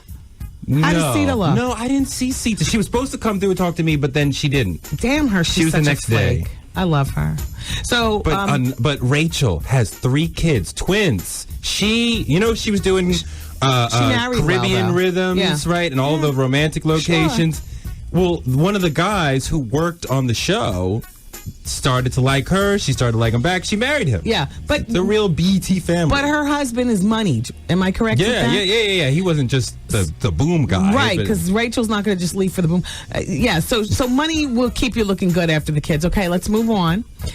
Now, Donnie Simpson. It still looks good, but he's still very paid in D.C. He's the morning person. Guy. Yeah, he's been around long enough to know better. And still young enough to do. Uh-huh. Yeah? Yeah. So, what kind of excitement are we going to see? How was Whitney's performance? Oh, man, why are you asking me? I didn't see all the performances because I'm in the back what's doing the whisper? interviews. What's the whisper? I don't even know what to tell you. Was she high? Well, now, let's just get to it. You know what I love? That is your greatest hit. Yeah, well. Like the Rolling Stones have Satisfaction. U2 has, I don't know what. Prince has Purple Rain. Wendy has Whitney Houston and Gay moment. Rapper. Right. Those are my moments. And I'm going to ride them until the wheels fall off. Was Bobby there? I saw Bobby. I talked to Bobby. Mm-hmm. Him out of the New Edition group still looks good. Ralph was there. He still looks good. I mean, they are all 6 of them together. And I tried to get them to talk about what it's like, all 6 of them. Because it was never all 6 of them back in the day. Right. So they're talking about that a little bit. I remember O Drama. Yes. All 3 of the original O Drama girls came by. Well, who was that? Kim Whitley. Kim Whitley and Miley and Vanessa Bell Calloway. I don't remember Miley. I remember the... Right, because she was quiet. Okay. And she was only on the first season. Oh, okay. They got and she was a little quiet in my interview with her, so I kind of forgot about her while she was sitting there. She obviously doesn't want showbiz. Kim Whitley is a whole... I mean, she's energy. a thing. She's energy, and she's so sexy. She does have a sexy quality to her. I've partied with her before. Yeah, I like her. I like her a lot. You saw her on Grey's Anatomy on Sunday? No, I didn't. She did her thing. She's serious. That's good. She's still getting work. Mm-hmm. That's good. So what else are we going to talk about? Let's talk about you following around Jay and Beyonce. What kind of fabulous things? Is she pregnant? That I don't know. Let me see. I'm trying to think. Did I see her drink alcohol? Once. No. But the cutest thing, I was just hanging out with Jay for the day because that's what you do. Like, just go, so I'm in the office all day, and then we get in the Maybach, and we're driving, run by, see her at the studio. He's so cute. Like, he goes up to say hello to her, right? But he doesn't, like, hug her because I'm there. Yeah. But he kind of, like, punches her in the ribs, but doesn't actually make contact. Yeah. So it's very, like, sweet, like, aggressive energy. I love guys and she's, like that. giggly, like, ha, ha, ha. It was really cute. Then we went to the 40/40. Yeah. Right? She showed up, like, an hour later. How did she get there? Who's she with? I was with him. Okay, who's she entouraging with? Well, she was with Tiny, the big, huge bodyguard. Okay, I've seen him in the magazines with her. She shows up. We're in the little private room. She orders oxtail. As soon as it arrives, she's like, there's not enough oxtail on this plate. Like, she eats. She's a real woman. Yeah. And then they ate off the same plate. And they're to that place where they can, like, just talk. Like, I saw them just looking at each other, and they're talking with the eyes. Yes, they know each other. Very cute. And, and then Jay's kind of, like, looking at her, and he's like, okay, we're leaving. Like, you don't have to say to her, like, he's like, his eyes are like, we're leaving. And she's like, got it. Like, we're out. Right. So cute. So cute. I hope she's pregnant. And I hope Free is not pregnant to mess it up. You're really going there. You know what I mean? No, I am. I like them as a couple. That would be a problem. So there's a lot of money being lost at Def Jam. Do you see any stress as you're sitting in the office throughout the day? No. I mean, Jay is acting like it's on and popping. Let's not forget, he's got 2 of the biggest artists of the year. Kanye. Yes. And Jeezy. He's the best new rapper of the year. Yes. Well, let me say biggest, because I don't care for Jeezy, but millions of people. I'm one of them. I'm so damn slow. I'm so slow. So that we can get the words so we can sing it. See, that's why the Southern rappers are kicking our butts in New York right now, because they rhyme a lot slower. The rest of the country understands what they're saying. Yes. Well, have you heard the new one from Busta Rhymes? It's either slow or fast. Come on. Love that new Busta single. Anyway. You give me Jeezy any day. Fuji's are coming back. So I hear. First quarter's supposed to be. My girl is working on the styling for the album cover. Is this really happening? It's really happening. It's really happening. Who knows? How was Lauren acting? I didn't see Lauren. I'm not trying to see Lauren. I don't know what she's going to do. You remember my story? She might smack me. You did a story for her in Trace magazine. No. Claude did Trace. You did. I did the Rolling Stone story with like 20. Oh, I remember. That was a couple of years ago. Yeah. But I mean, they're all crazy though. The amount of pressure that she had supporting all this family and all these kids, and then this man who was supposed to be your rock, and then wait, you've been married before? Yes. No matter what Rowan says, we saw the marriage certificate. Like, it exists. He married a woman in Miami, had a kid with her. It's real. So, Lauren would be like, well, we're married in a spiritual sense, and they are.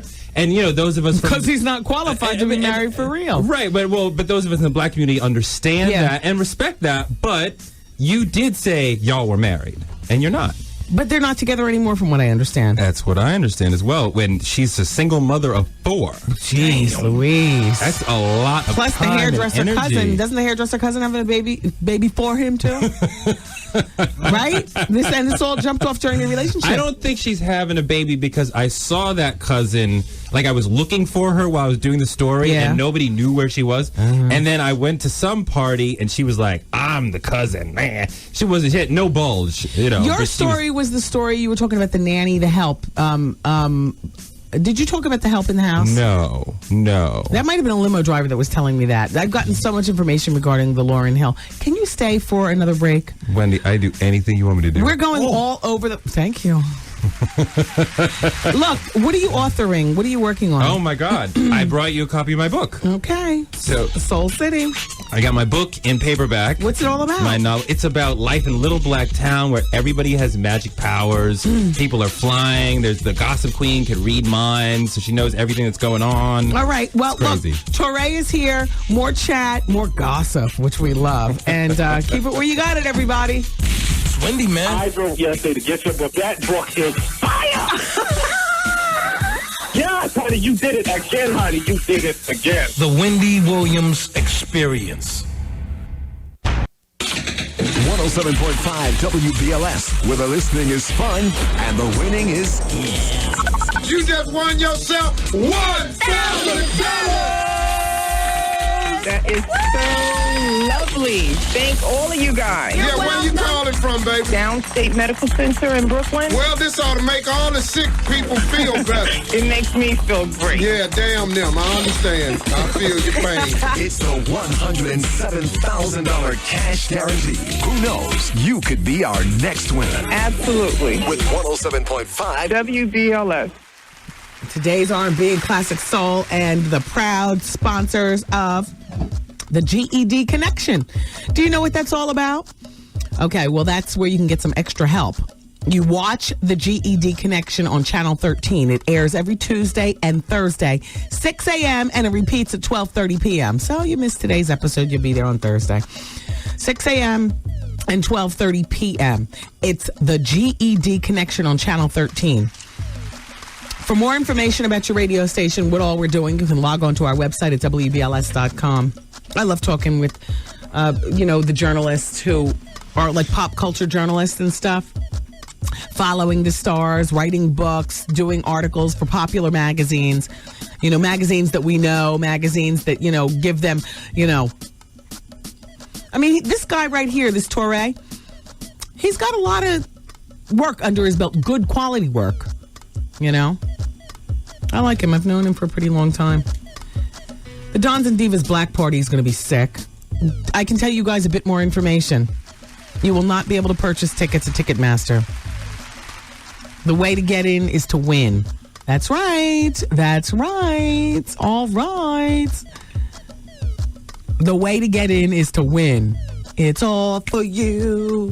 You've been listening. It's all for you. So we're not doing that. It's all for who? You. Thank you, my sweetie Peach. Yeah, so... No, it's not time to win those passes, but I'm just letting you know that, this is the ultimate grown and sexy affair. This will be Dons and Divas Part 6. Shout out to Question Mark Entertainment and Face Down Entertainment. This is my signature party. I mean, I am a party girl. I do a lot of parties. I host a lot of parties, but there's only one party that's in a class by itself, and that is clearly Dons and Divas. We go all out. I mean, we have had from Queen Latifah to Queen Pen, from Little Kim to Usher to last year Sierra. We've had Keisha Cole. We've had Big Daddy Kane. They just do Question Mark. I'm riding with you. It's Dons and Divas Part 6. I've been back in New York for 4 years. Couple of years we had 2 of them because the party's just so on. Because you know what? Grown people are looking for a place to party. Grown people want a place to party where grown people party. And people with jobs and people to handling their responsibilities, women don't want to meet these bums. I'm sorry. Shout out to the bums, and I appreciate you listening, but Dons and Divas is not for you. Shout out to the bumettes. I appreciate you listening, but Dons and Divas is not for you. We want quality people at this party. It's a signature party, yes? You know Trey Songz is performing. I don't think we can say that. Yes, we can. No, we can't. No, why not? We're not supposed to be giving details. Okay. No. You didn't hear that. But it's the ultimate grown and sexy affair. We've had it at fabulous... All I do is get my hair together and my dress together and I go. You know what I'm saying? But they've rolled out the red carpet. Last year it was at the Borgata Hotel and Casino in Atlantic City. You know, we've had it at the Copacabana. Holds 3,000 people. What? And we're thick in there. I remember that was the one where Jaheim came on stage. He had on the white fur coat. He just looked he looked beautiful. There's no other way to describe it. He was with a full band and his backup girls, and we had other performances. And I remember Wyclef was there with Claudie, and they had on their matching chinchillas, and they looked fabulous. And I looked over and I see the cool DJ Red Alert, because love is love. And I look over and I see Pee Wee Kirkland, the legend, and I'm just like, damn. And everybody is in fur, and the girls are dripping in evening gowns, and even when they're not down to the floor, they're up to their coochies, but they look fabulous. And people get their nails done and their hair done. And shout out to the sponsors. We always have great sponsors. B&B Jewelry, they've been riding with us for all 6 Dons and Divas. Courtesy Lincoln Mercury in the Bronx. B&B Jewelry, by the way, is in Wayne, New Jersey. Courtesy Lincoln Mercury in the Bronx. Shout out to the good people at Seagram's. Hey, Helen. Shout out to the people at Armadale Vodka sponsoring this year. Our old furrier friends, Demetrio Furs. Look no further. Trusted name in the fur business. And they've sponsored each and every Dons and Divas extravaganza. Shout out to Fat Cribs International. Mickey and the crew are up there. Fat Cribs is based in Harlem. They're on 145th Street. They do real estate. I mean, the plethora of sponsors and I can't even tell you where Dons and Divas this year is, but trust and believe on a scale of 1 to 10. This is a 10, and it's in New York City. And you cannot buy your tickets at Ticketmaster. You must win your way in. And you can't just call up, because I'm the gatekeeper on the telephones, damn it. Facetown and Question Mark, they might be the gatekeeper for who all sponsors and where it's going to be and whatnot. I helped them out with the theme, though. I wanted to look skinny, so the black party. Everybody wear black. Everybody lose 10 pounds instantly. And, and I wanted it before Christmas, not after Christmas. And so it's going to be before Christmas. It's in December. But the place that they're having it, I'm going to tell you something right now. Very few have partied here. Very few. And the few who have been fortunate enough to party here luxuriate in the experience. Yeah, it's all for you. Thank you for supporting me. It's all for you. And when you call up, it's not going to be a simple goose. And just be aware, because, the tickets aren't even in the house to even begin to give away the tickets. It's only November 1st. But I'm excited already. It's not going to be a simple caller number 10. It's going to be a caller number 10 and then a mini inquisition. Mm-hmm. So what do? Mm-hmm. This is Dons and Divas. What makes you a Don? Do you understand what I'm saying? You got to qualify. I hate to see it. Does that seem snobby? No. I appreciate everybody who listens, and I don't care what you do at that point. But for this party, we've got to keep the signature name alive. It's caviar, baby. Yeah, it's not bums and bumettes. This is Dons and Divas. You got to be handling your business. I love to see you over at the Laugh Factory, and I love to see you out at BB King's, but Dons and Divas is some other mess. For goodness sakes. I'm going to have my gynecologist there. What do I want? I have my plastic surgeon. What do I want for partying with? You know what I'm saying? The plastic surgeons. Dr. Jones will be there, but Memeniscus comes up from Philly. And these people, they don't just sponsor. It's so funny to see Bill and Pete Demetrio walking around, in the Dons and Divas, just partying and having a great time. The sponsors believe in they're there. They're there. They don't just, send a bunch of stuff and, oh, this is big. All the crime bosses here, the Suttons and whatnot. Everybody, what? Hal Jackson and Debbie B? Just because this is that kind of party, Hottest chicks on the block, hottest chicks in the hair game, hottest people holding down the boardrooms, hottest people holding it. Shout out to Verizon. Hold it down. I'll see you all at Dons and Divas. You know.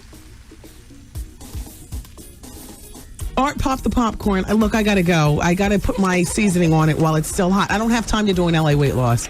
All right, look, I'll do one real quick. Listen. Oh, crap. Look, that's such a big bag. You know, you only have a certain amount of seconds before nothing melts on the popcorn, and then it's just a bunch of crap. Damn. 1-800-448-TRIM. I'm losing about 10 pounds looking through my damn big bag. Can I put this whole thing in there? Yes, the whole thing. Mine's bigger than yours. You shake it in, and then you put it in, and then you shake it down a bit. Don't shake it all the way down to the ground. You know what I mean? Leave a little bit floating on the top, but do it now while it's warm. 1-800-448-TRIM. It's LA Weight Loss. 1-800-448-TRIM. Doggone it. I'll never go back. They've taught me the tools that I need. Mouth is watering. Yeah, my mouth is watering. It's hard for me to talk. Is it watering? Can you hear it through the radio? Yes. 1-800-448-TRIM. Thank you, LA Weight Loss, for helping me lose 17 pounds over 18 months ago now. I've kept it off the whole time. One of the ways that I've kept it off is things like this popcorn right here. I wasn't a popcorn head before LA Weight Loss. You know, I was more like a pretzel head. I'm not going to lie. Pretzels. All right, with that side of cheese that I'd melt for the Dunkin'. Fat thoughts. I've had weight problems all my life, and I always will. I got to watch it. I'm not on LA Weight Loss anymore, but doggone it. They've taught me the tools. 1-800. Eat it while it's warm. It's like eating a taco grande. 1-800-448-TRIM. LA Weight Loss, you're fabulous. Thank you so much. We thought our love could stand the test. Wendy Williams rocking your station, dropping hits across the whole nation. Wendy Williams rocking your afternoon.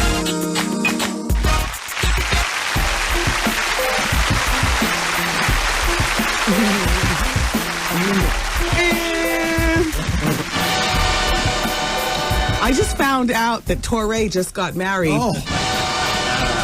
And, excuse me, I was eating taco popcorn. And I need some popcorn. I eat it and let it fall back in there.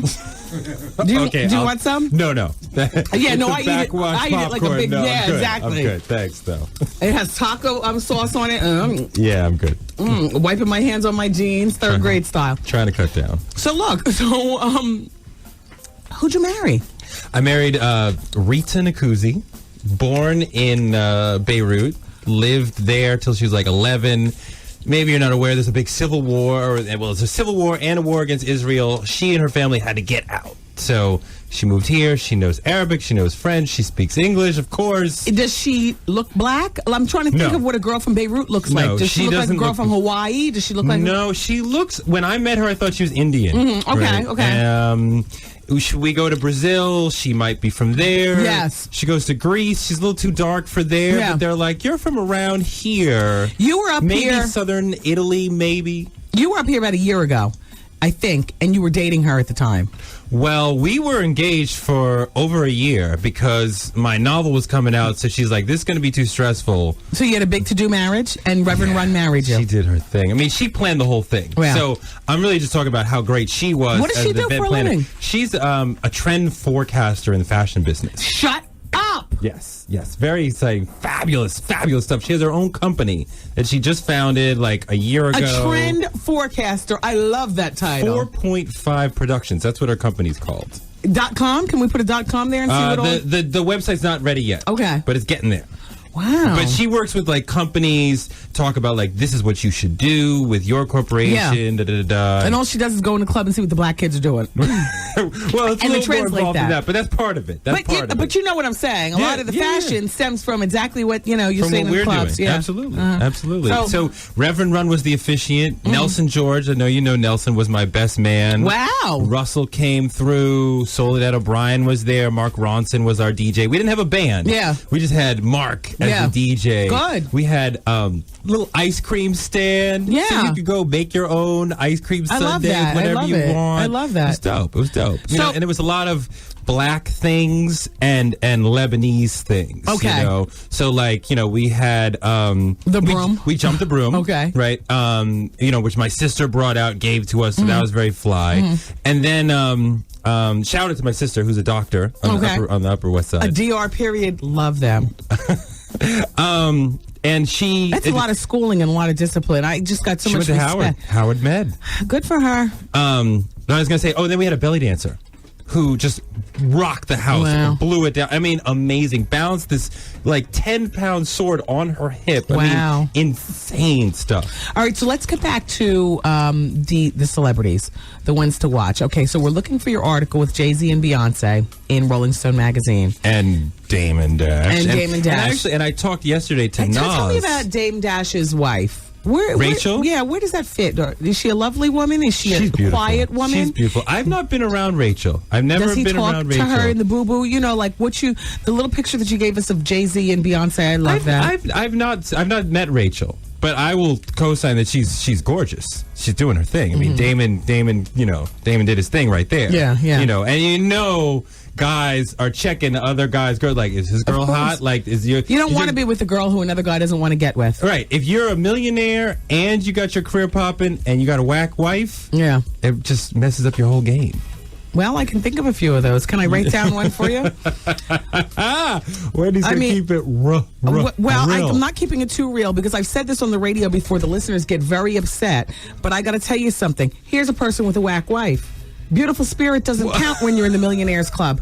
Do you understand what I'm saying? I do. I understand she must be a beautiful spirit woman and whatnot, but I've often wondered he looked better than her. Why this happened. There you go. Now you say the name. Get a Tourette's moment while we're talking.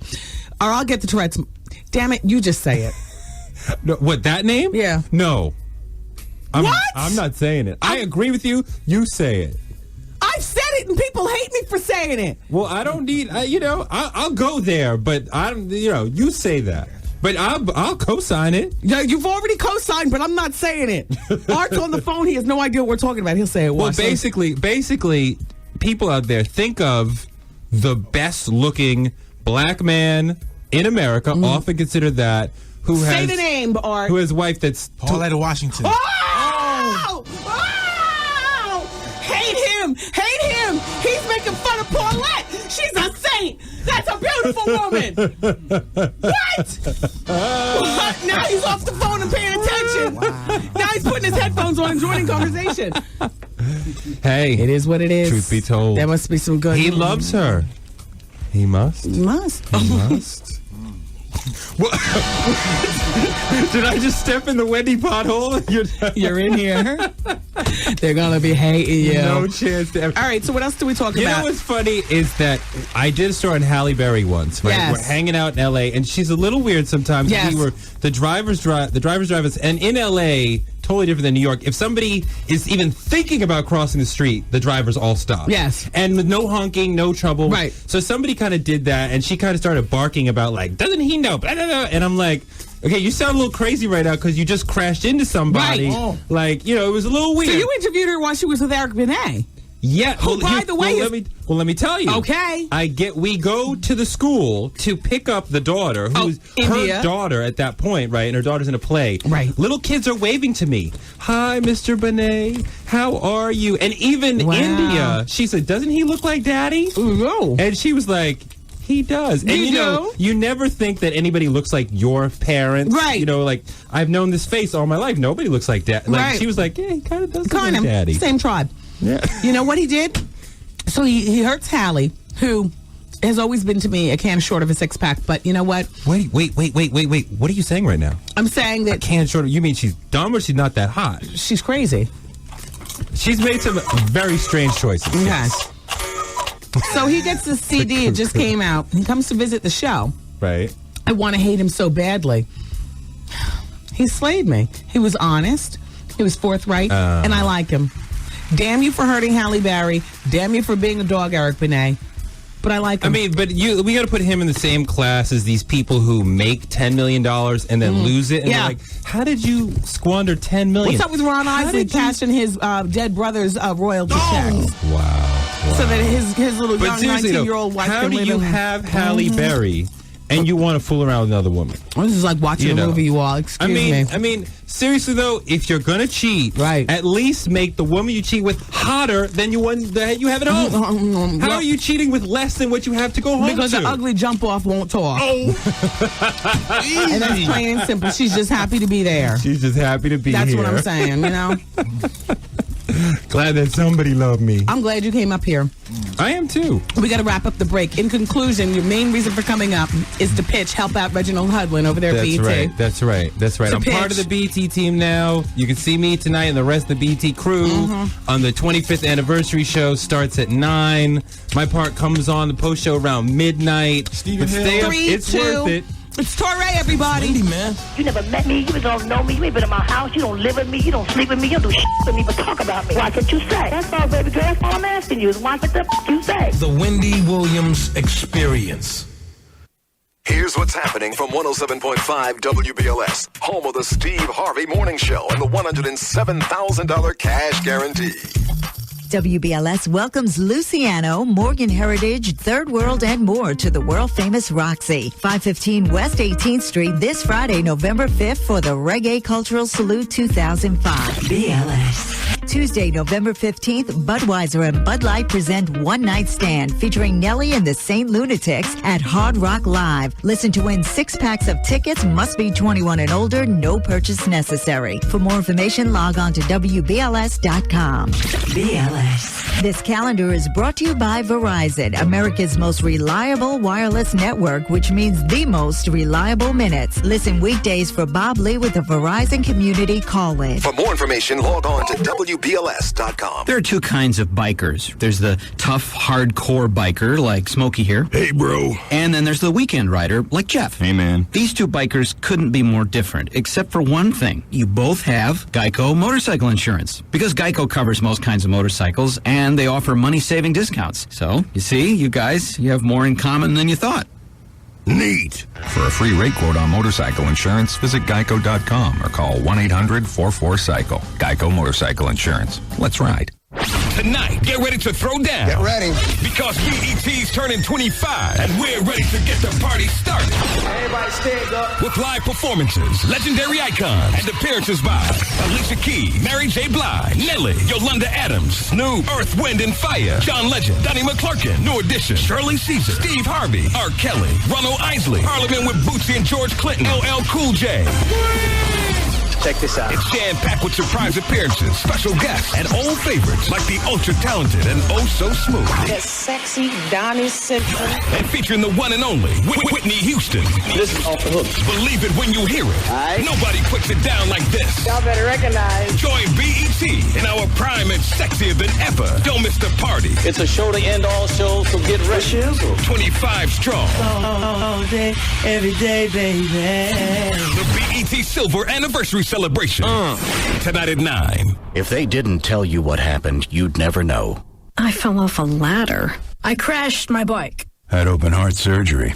You'd never know because you can't see the scars.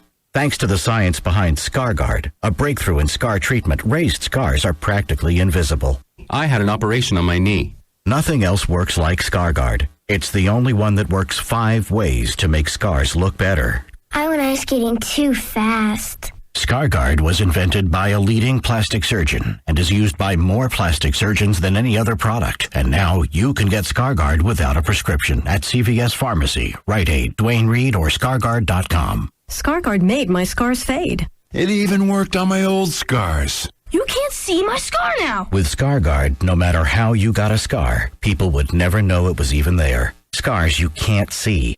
That's why so many plastic surgeons can't see using anything else. ScarGuard. Nothing works better on scars. Something big is coming to New York this November. No, it's not another convention or some parade named after a department store, and nothing of its kind has ever been seen here before. A right. Well, once back in 1933. But this time, King Kong is packing even more of a wallop that could prove to be very rewarding. And the more people who try to claim this reward, the more it will be worth to one lucky soul. Not you. So if big game is what you're after, and the thought of getting your hands on at least $50 million makes your heart beat a little faster, have no fear. Hey, calm down, big fella. I know the reward could go even higher. It could reach epic. Make that kind-sized proportions. So if you want to be part of the mania, I suggest... Okay, we suggest you keep listening and looking out for more announcements from the New York Lottery in the next several weeks. Something of Kong-sized proportions is coming to New York. So if getting your hands on at least $50 million makes your heart beat a little faster, visit your New York Lottery retailer on November 7th. Timing, as they say, is everything. Well, if you're a woman who really loves clothes and a really great sale, your time has come. It's the Nordstrom half-yearly sale for women and children, and it all starts Wednesday, November 2nd at 8 a.m. sharp. That's right. This is your chance to save 20 to 50% on great looks you can wear right now. Clothes, shoes, and accessories for work, weekends, whatever. Your favorite brand names at terrific sale prices. Plus great buys on items brought in just for this event. Lots of cute clothes for kids, too. That's the Nordstrom half-yearly sale for women and children. Come in early Wednesday, November 2nd, or find selected sale items online at Nordstrom.com. Better yet, save both ways. Want even more? Okay, when you use your Nordstrom credit card or Nordstrom Mod card the first 5 days of the event, you'll earn twice the rewards points. See stores for details. The Nordstrom half-yearly sale for women and children starts at 8 a.m. Wednesday, November 2nd. Got it? Good. Now get out there and shop like you mean it. My name's Jan, and I run a small business. We make uniforms for cheerleaders, and keeping customers updated on their orders used to be tough. Cheerleading Supply Company. Dress out, you bet! Have you shipped our order yet? We're waiting! Yeah, we're waiting! Yes, it shipped out on Tuesday. Right. Let's see that spirit! Hear you people! I spent so much time on the phone, I didn't have time for anything else. Cheerleading Supply Company. Speed up! Don't slow down! Tell us what's the lowdown on our order! Yeah, our order! Okay, what was the tracking number? Spirit number 1! This is ridiculous. Then I started using UPS. They let me set up automatic emails that tell my customers when orders have shipped and when they'll arrive, so they don't call with questions. Of course, they still call. Jan, we're your fans! All our Mom Shine mini fans, you're awesome! Okay, Yeah, thanks. You're awesome. Thanks, girls. I'm hanging up now. Find out more about UPS for small business at ups.com/smallbiz. UPS, what can Brown do for you? Hello, my name is Brigitte. Of course, that is not my real name. That is my code name. My real name is Anastasia. Oh, hold it. That doesn't have a code name. When you are a woman of mystery, things get complicated. But there is one place that is not complicated. It is called Geico.com. It is great car insurance. I will spell it for you. GEICODOTCOM. Actually, you don't spell out the dot, you use period key. But go there, because you will see many not complicated things, like a free rate quote in just minutes. And Geico Associates you can chat with online if you need help. Really easy. Not like saving the world or keeping all your code names straight. What do they say? 15 minutes could save you 15% on car insurance. Geico.com. It's quick, it's easy. It could change your life. 107.5 WBLS, New York. She's a mother. Hey, Mommy, happy to go. Here. Oh, don't drop it on the floor. Germs. She's crafty. I know how to paint. I can sew. I do a little cooking. She's a singer. Struggle. In and out. Ups and downs. Put that where? Back there.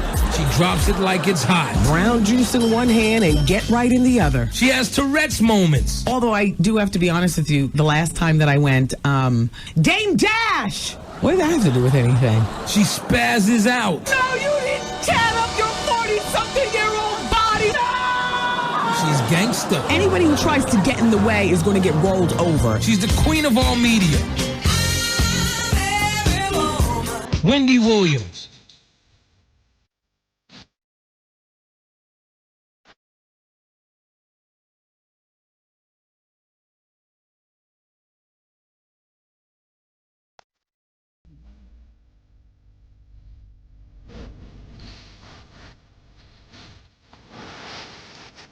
Well,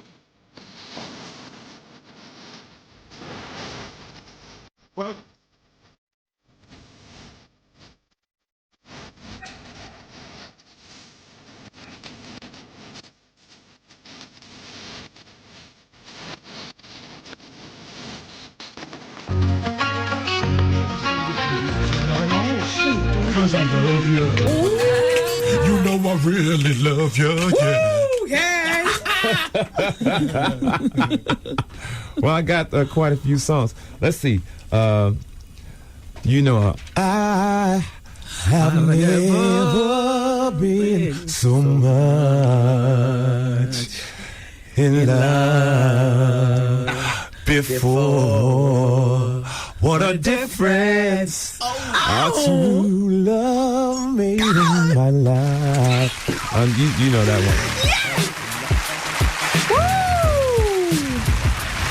Hey, we're still in the building. Nice conversation with the journalist Torre. Thank you so much for coming up. Gabrielle Union and her husband Chris Howard. Yes, this just in. They're divorcing after 3 years of marriage. He played for the Jacksonville Jaguars, which means that he's, I said played with an ED at the end, which means, you know, he's sitting at home on the couch, angry off the tricked out knee or whatever it was that, you know. Why did his career end, or do you know? He wasn't wanted anymore. He doesn't want it anymore. No, he wasn't wanted anymore. He wasn't wanted. And now he's not wanted by Gabrielle. No. Because she will go on and luxuriate in all of her beautiful blackness. Hollywooddom. She just celebrated her birthday. Come to think of it, when I hear about her birthday celebration, no word on whether he was there or not. I guess he wasn't. Now we know why. So we'll keep our eyes open for the next man, because there's always a next man. And Gabrielle will do just fine in the Hollywood setting. Speaking of lovely black women, shout out to all of the students and the alumni of Spelman College in Atlanta. They're in the midst of their week-long discussion of hip-hop and its portrayal of women. The overall mission of the school is to hold the industry accountable for promoting negative images of women, the lyrics in the songs, and our images on videos. And Asha Jennings happens to be speaking out, and she... Wait, hold on. Asha Jennings is speaking out. She's a law student at the NYU, but she says she was motivated to launch this movement back in 2004 after Nelly swiped a credit card through a woman's behind in his video. And at some point, she says, here's her quote, "At some point, you've got to say enough is enough. I'm tired." And she says she compares her turning point with Rosa Parks' refusal to give up her seat to a white man on the bus in Montgomery. Now, MC Light and Cheryl Salt James from Salt and Pepper, as well as DeBrat and Daryl Chill Mitchell, will be on discussion. It's a week-long workshop, and Asha Jennings says enough is enough of the portrayal of women in music and stuff. Well, she's probably ugly. She probably can't get none. No. So she's complaining? Yes. They play a problem.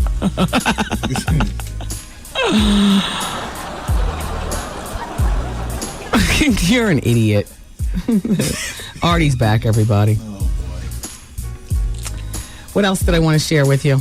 And I want to take your telephone calls. 866-GET-WENDY. No new word on the game. And whether he's kicking up dust, causing new trouble. But, he was released to $500 bail. We talked about it yesterday. His entourage was swearing loudly in the mall. And you could picture that happening. I mean, you can picture, them being removed from the mall just on the basis of loud talk and a lot of curse words and stuff in the middle of the nice mall there in North Carolina where they were. And they were walking around with the Halloween masks and then refused to move the masks. So, in a way, he brought this on himself. Now, what he says is that, he was harassed in the mall and that then they finally arrested him after he signed an autograph for a fan. But it was more than that. Because you can picture what it was all about, walking through the mall, the splaboo swagger, the loud four-letter word talk. Yeah, and the mask. And he was probably wearing the creepiest, crustiest mask I could. That's what he's wearing? Probably Jason mask. Uh-huh. And wondering why they're arresting him and removing him from the mall. Anyway, it's 866-GET-WENDY. What do you all want to talk about? Anything. Go ahead. Hello? Hello, I'm calling number 10. Oh, no, here we go again. We do the same thing. No, you're not. I'm sorry. Never mind with the telephones, Goose, because there's a problem. People are waiting. Here in New York, our flagship station, we're giving away $107,000. And people have been winning money every day, $1,000, 3 times a day. So right about now is my assigned time to give away my portion of the money. Steve Harvey does our morning show. And shout out to everybody listening to us on the beat. I hope you don't bleep out that I said Steve Harvey is the morning show here in New York. I know he was your morning show, but now we got him. We got Ananda and John Sally, though, in the mornings in L.A. at the beat. Yeah, and Wendy Williams, wherever she fits in, you know. How you doing? So Emerald Lagasse, like I was telling you with the story yesterday, there's a little bit more to the story because his publicists were contacted. You know, he's taking in $200 million a year, they say, his empire, a year. Now, I don't know whether that's a year or whether that's, you know, that's what he's worth or what. But, you know, he's got his spices and his spaghetti sauces, and he's got a show on the Food Channel, and he's got these restaurants all over the place. And he started as a humble chef from New Orleans with his first Emerald restaurant. Well, yesterday I reported that he laid off everybody at the restaurant, and he's not planning on returning to New Orleans, and he hasn't been there to visit nothing. And people are looking at him like, oh my gosh, Emerald, you've dissed, you know, your main city, the city from which you're from. Well, his publicist's name is Mimi Rice, and here's Mimi's quote. This is the new information I have. Emerald is dedicated to rebuilding the city of New Orleans and plans to reopen the restaurant as soon as possible. But she didn't say when. She also added that Emerald's company is trying to place employees at other Emerald Lagasse restaurants around the country. Like, I think there's one in Vegas and one in Vegas. I don't know where the other one is. He makes it sound big when he's talking about it over the TV. I'm just assuming he has stuff everywhere. But anyway, he's trying to place them in other establishments. She also said that the laid-off employees were given relief pay, insurance benefits, and funds from an employee disaster relief fund. So say they tried to make Emerald out to look like the bad guy, when in actuality, he only looks like half a bad guy, because the publicist is doing some spin control here as well. You know, I don't know that everybody got all this stuff. Bam! They say Yanni is nearing the end. Yeah, Yanni, you remember him. Singer with that big bushy mustache. Oh, by the way, yesterday, I forgot to leave an important description out as I'm being chased around the castle in Berlin. Remember I was telling you yesterday I'm going to Berlin, and we're going to be staying at a castle, and I'm going, you know, it's a big book soiree. Oh, I already never told you that. Oh, yeah, vacation time for you coming up. I'll give you the dates when we close the mic. Art always looking for a way to escape, and knowing that I'm out of the country, boy, he knows he can really act up by not being here. You can order up your vacation tickets on eBay. Goose, if you can just hold it down. So I was, Art, I was telling everybody, you know, that I was going to, I don't know what made me mention it, but I was saying I'm going to Berlin. It's a big to-do. You know, in the book world, I've been invited. It's a big to-do. Only 3 from this United States, and it's book people from all around the world. And it's like the end of the year book meeting, and a lot of the buyers are there. It's my chance to get, you know, my books and my book name out there. So we have it translated in Japanese. So we have it translated, and apparently, like over in Europe and stuff like that, I don't know what the Europeans run on TV in like London and stuff, but they know me over there. So it's time to introduce the book part. So I was invited over. They say, you know, first class all the way, the tickets, the hotel, I'm staying in a castle, the whole bit. Me and Big Kev, we're going. So I pictured them, you know, setting some count somewhere is sitting there looking at the book, one of my book covers. And, you know, he likes it for whatever reason. The first one is my favorite, you know, where I'm sitting there with the long hair and touching my cleavage like this. You know, for my life story. So he's sitting there looking at that, and so I get invited over. This is in my mind what happens. Then they hear that I have this husband who's my manager who's going to be coming too. You know what I mean? So they got the trap door already, Scooby-Doo style, like, you know, like somebody falls in the trap door and they're never heard from again. Yes. So they're gonna hit the switch. He's gonna fall in the trap door, and I'm gonna be walking around in a filmy peignoir looking for him in the castle. You know, the peignoir is filmy and sexy, and you know, because we're away on vacation. You know, what am I bringing? You know, dirty t-shirts? No, I'm sleeping in filmy peignoirs, and not much else. So I'm walking around and I'm looking for him in the hall. He's fall down in the dungeon, and next thing you know, the big count who's commandeered me to come to Berlin, because it's all been a setup, because I still can't figure out what makes me so qualified to be over there. You know what I'm saying? They only choose 3 authors a year. I mean, you know, I know I'm a double New York Times bestseller, but in the world of books, you know, that does not, New York Times bestseller does not, it's the best award, but for God's sakes, you know what I'm saying? There are so many authors, you want to pick black, BB Campbell, and you know what I'm saying? But you'll take it. But I'll take it, and I'm going. Yes. So anyway, when my husband falls in the trap and they're all looking for him and stuff like that, but in actuality, at this point, he's been shackled and muffled with the duct tape. Ooh. And I'm running around the castle, and the castle windows are open, and the wind is blowing, and the curtains are blowing, and I'm running, and I'm looking for my husband. Next thing you know, I turn around, and the guy who invited me over there is chasing me, and he's got a handlebar mustache, and he's twirling it while he's chasing me. Come here, my sweet. Come here, my sweet. I've got big plans for you. Yeah, like that. And he looks like Blake Carrington-esque, but he's got the handlebar like Geraldo mustache, and he's chasing me. That's in my mind. And I'm talking about the mustache because I'm talking about Yanni. Look how I'm bringing it back home. I'm telling you, I'm taking my vitamins. I'm taking my memory pills. I know what's going on. Yes. They say Yanni is facing a health crisis. He's skinny as I don't know what. Remember he used to date Linda Evans? Yeah. Yeah, well, he's 5'8", and they estimate that his weight is down to 120 pounds. Well, he's 51 years old. And people are shocked by his appearance. Here's what one friend says. Yanni looks terrible. The first thing I thought was he looks like he's dying. See, nobody likes to say the monster word. Yeah. But you know what I'm saying? Because listen to what somebody else says. Look, he's about 5'8", and it's probably down to 120 pounds. It seems like something is sucking the life out of him. Nobody's saying it, but everybody in this audience, I'm thinking it, you're thinking it, everybody's thinking it. Art, you're thinking it? Yes. But nobody's saying what it is because for some reason it's very uncomfortable to say that in mixed company. Yes. And we're mixed company right now. Let me continue with the story.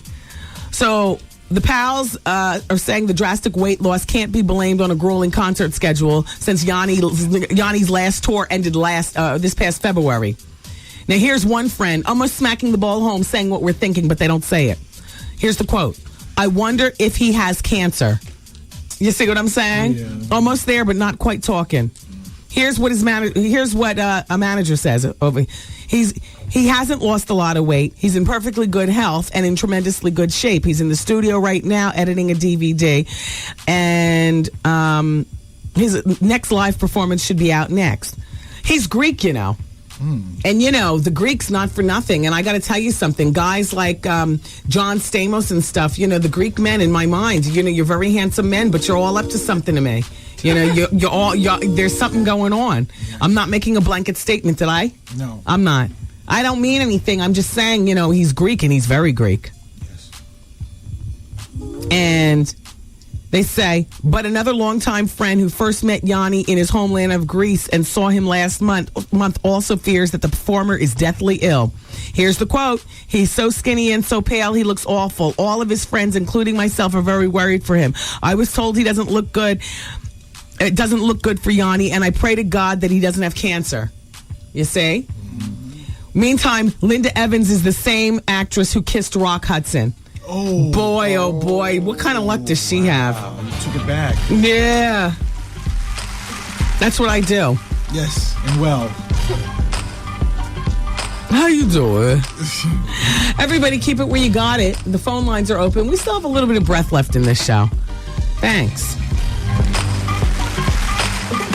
Wendy, man. My boyfriend and I have been dating for about 4 months now, and first time we had sex, he could not get it up at all. Maybe it's drinking. Is he a drug user? Does he take any depressants or anything? No, nothing. Maybe it's... How you doing? The Wendy Williams Experience. Uh-oh, little one. What you got there? You don't need all that, little bear. Now that's enough, yeah, you can be sure. With Charmin Ultra, less is more. When we say less is more, less is more. More absorbent than the regular Ripple brand, for sure. What you used to love, now you're gonna adore. With Charmin Ultra, now that feels good. Less is more. Chow, chow, chow, Ultra. Charmin. Tonight, get ready to throw down because BET BET's turning 25, and we're ready to get the party started. All right, party. With some of your favorite names in entertainment. Alicia Keys, Mary J. Blige, Yolanda Adams, Snoop, Earth, Wind and Fire, Donnie McClurkin, Steve Harvey, R. Kelly, Ronald Isley, Common, Arsenio Hall, Kirk Franklin, Parliament with Bootsy and George Clinton, Shirley Caesar, and more.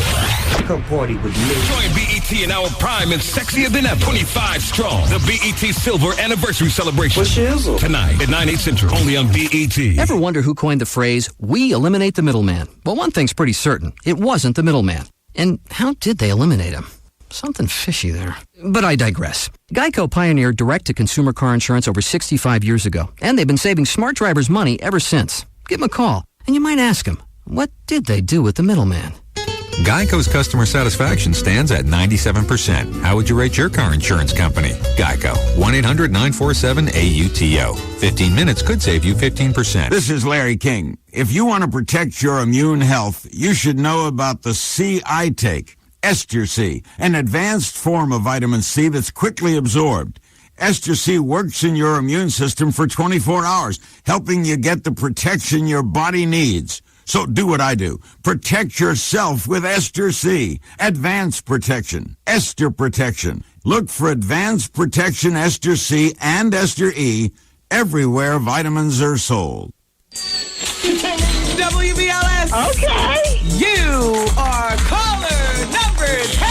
All right. You just picked up $1,000 in WBLS cash. Who knows? You could be our next winner. It's the $107,000 cash guarantee. Then let us know your station giving away the money. WBLS. Hey, this is your man Steve Harvey in the mornings. Come and get this money, y'all. We got it for you cash. Be caller number 10 at 212-545-1075. $1,000 right here from 107.5 WBLS. And that's the way we do. You're caller number 1, WBLS. You're caller number 2. You're caller number 3. You're caller number 4. You're caller number 5. BLS, you're caller number 6. You're caller number 7. You're caller number 8. You're caller number 9. Whoa! You're caller number 10. Hello? Yes! Hi, Wendy. Yes, sir. Hey, this is Sandy calling from Queens. Ma'am. Sandy? Oh, my God. You got the money. Oh, my Congratulations, God. Sandy. You got that $1,000. God is good. Thank you. Every day. In our $107,000 cash guarantee, Sandy, I'm sure you can use the money. Couldn't we all use some extra free money? Oh, my God. Yeah. Thank you so much. Oh, it pays to listen. 107.5 WBLS. Well, thank you, Sandy. I was just going to ask you, let us know your station. She did it. All right, put her on hold, Goosey, and we'll take all of her information. The next winning could be you. It's tomorrow morning at 7:15 with the Steve Harvey Morning Show. Make sure that you listen to win. Mark Jordan turns over the money to you at 12:15 every afternoon, and then I'm here at 5:25. To do the same thing. I just love that we're giving away the money. We're painting the offices here. We're getting new carpeting. We're getting new furniture. We got so many home improvement projects going on, and at the same time, we're staying very focused on our bottom line. The bottom line is you, our listeners. Thank you so much. I hear the party with the purpose is starting to come together. You know, we do that every. Excuse me.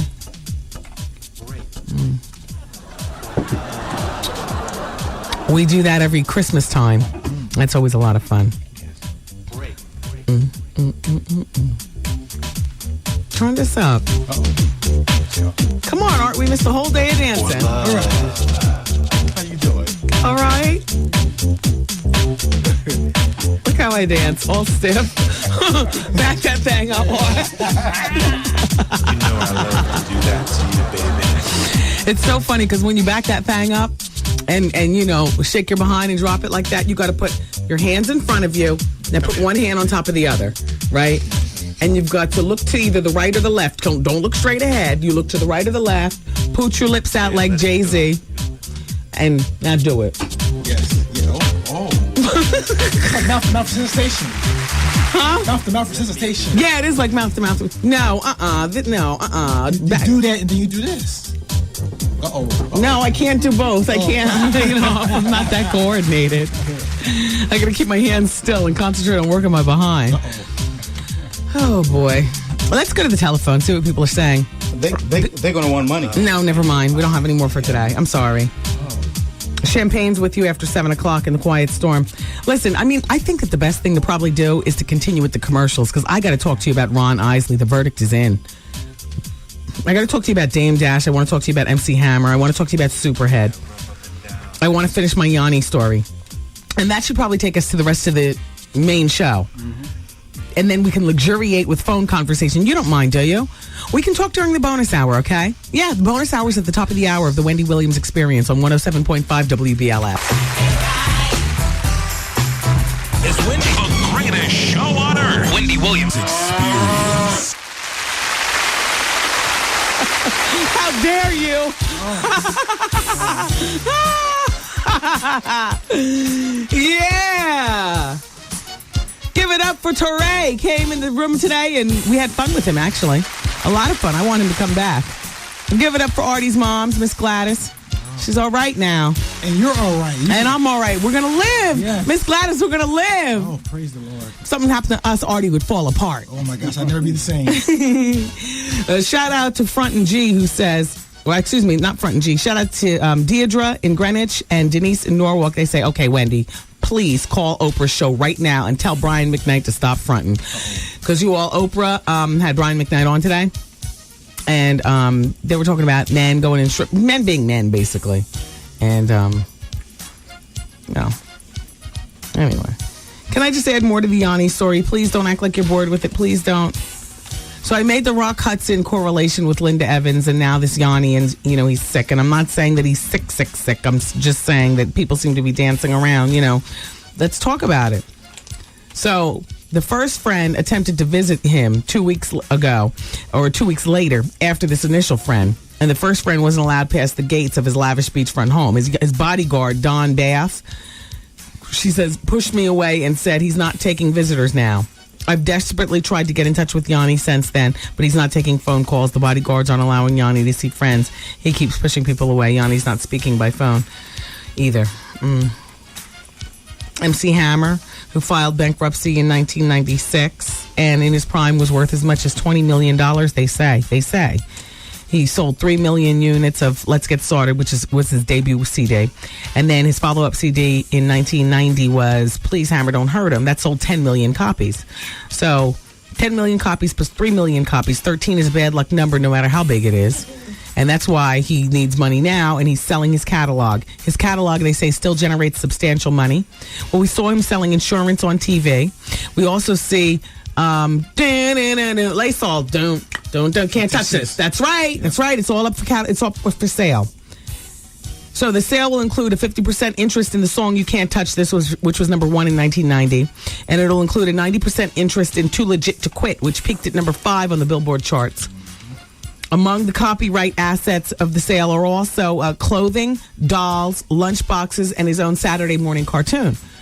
This is not a bad little empire. I mean, if we can pool our money together and call Mr. Sutton in on it, you know, maybe we can do something here. Not. So the bankruptcy trustees say that they're currently trying to locate 33 songwriters who deal with Hammer's publishing. Because if they can't locate them, then they're at risk at losing something or another. Look, the big date is December 31st. After that date, the royalties will be paid to the state of California as unclaimed property. Isn't this something? It makes me so mad to see when people had it all, you know, financially. And it's not even like Hammer had a woman problem or a drug problem, because I was gossiping back when Hammer came out. And I never remember talking about him like he's one of the wild whore men of Hollywood, you know, tricking up money, you know, on the booty girls and stuff. Now, I don't know what he could have privately been doing, but whatever it was really private. And I never remember doing any stories about him as much as smoking weed, much less tricking up, you know, thousands at the bar and you know, putting stuff up his nose. So he's got, like, no excuse, which is, like, even worse than, at least if you can blame it on a habit or the women. Or it's too nice to you know, yeah. Yeah, you want to know? He did have a large entourage and a really big bleeding heart.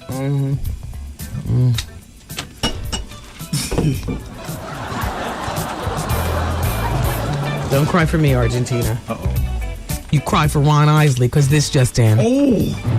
Ron Isley has been convicted of tax evasion. He faces 26 years in prison. He gets sentenced on January 9th. Damn. They convicted him. That means that they prove that he was cashing his dead brother's royalty checks and everything. I mean, in addition to just outright not paying taxes, which he was accused of, there was some like grimy stuff in there also. I wonder what his 5-year-old bride is going to do. I mean, do you know what I'm saying? She was banking on life insurance, probably. Certainly not him going to jail.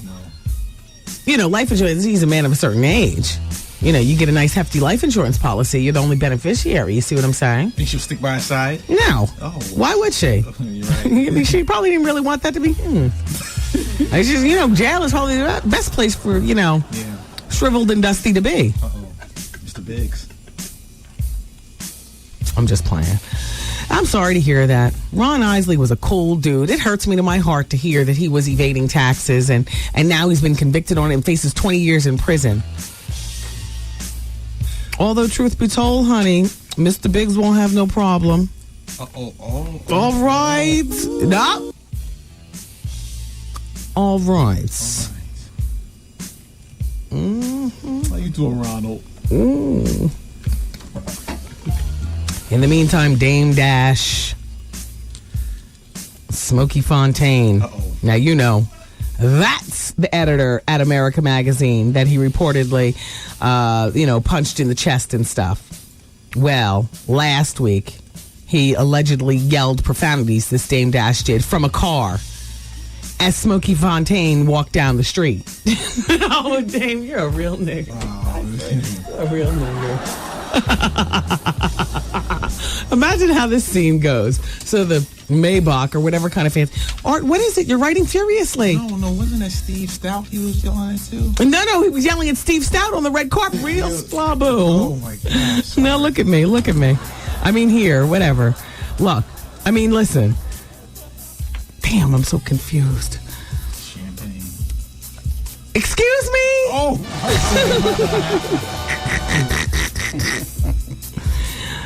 Listen, Smokey Fontaine, the editor-in-chief of America Magazine, was walking down the street in New York City, and Dame pulled alongside of him in the vehicle and proceeded to shout abuse at him. And Smokey is now even more eager than ever to press criminal charges. Charges have already been filed with the cops against Dame. Those were filed at the end of September, which accused him of punching him in the chest and knocking him over a chair. Oh. Dame is also fighting a $15 million rape suit brought against him by that model in Brazil. We're still dealing with that. And here's what he says. By the way, Elisa Payne. Hello, Elisa? Back there in the booking office. We need to book Smokey Fontaine. Yes. I would love to hear what a supposed respected mogul yells at you down the street when they want to get real black with it. Real ignorant. You know what I'm saying? Like, what do they yell? What was he driving? Was he driving by himself? Was it 2 o'clock in the morning? Or was it 12 o'clock in the afternoon? Were you in front of a bunch of sophisticated people, or were you on a side street by yourself? How did it happen? Here's Dame's quote, though. People use my demeanor and the fact that I come from hip-hop culture as a way to extort money from me. It will never happen. I will never pay $1 for something that I didn't do. Let me just read this one last note from Art Stinkfingers. Via Zoe. Oh, Zoe, you wrote Art a note, and then Art, you rewrote it. This is in your handwriting. Art rewrote the note and passed it to me. How come we got 5 microphones in the room? And by the way, all of them work today. How come we just can't use the microphones? What's with the note passing? I'm just saying, But I like the note passing, but I'm just, okay, here's what Zoe passed to Art that he passed to me. I think she is one of those Johnsons from the magazine empire, like Granddaughter Johnson. Candy Johnson Isley is her name. Do you, Zoe? Oh, so she comes with her own money. Elisa's on it. Elisa's on? Oh, the Smokey Fontaine? Yeah. Hey, Champagne. All right, you all, I gotta go. No, not Champagne the bottle, Champagne the DJ. She's out there in the hall. Some of the affiliates who aren't familiar with what goes on here in New York at WBLS are like, oh no, and she's talking to the bottle. Champagne's in for the legendary Vaughn Harper tonight here in New York at WBLS. Yes. And I am out the door. I love you for listening. Take care of each other. Bye-bye. Peace party people. See you later. I'm saying bye-bye. Good night. Program complete.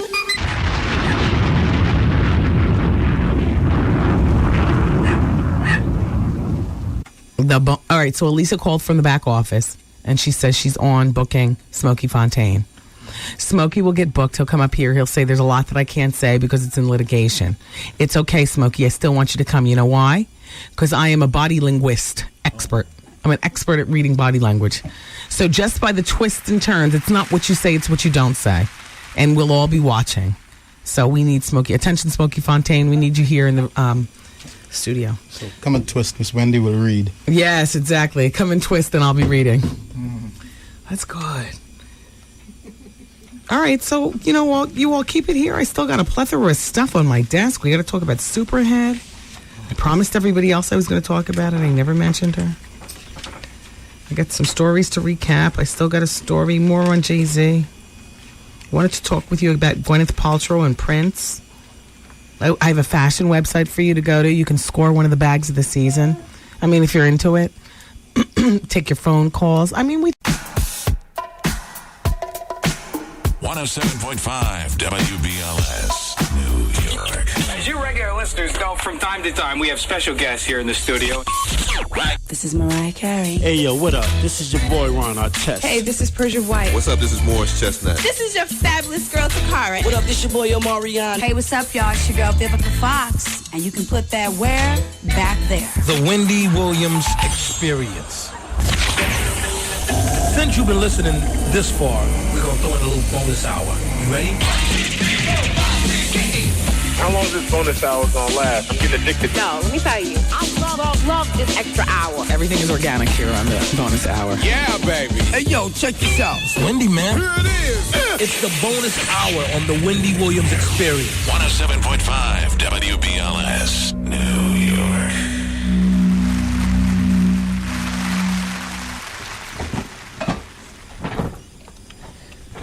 Stephanie. Oh, she's in her own world. Steph. As usual. And I'm not talking about Purell. You understand? Baby. Okay. Hey, everybody. Welcome to the bonus hour.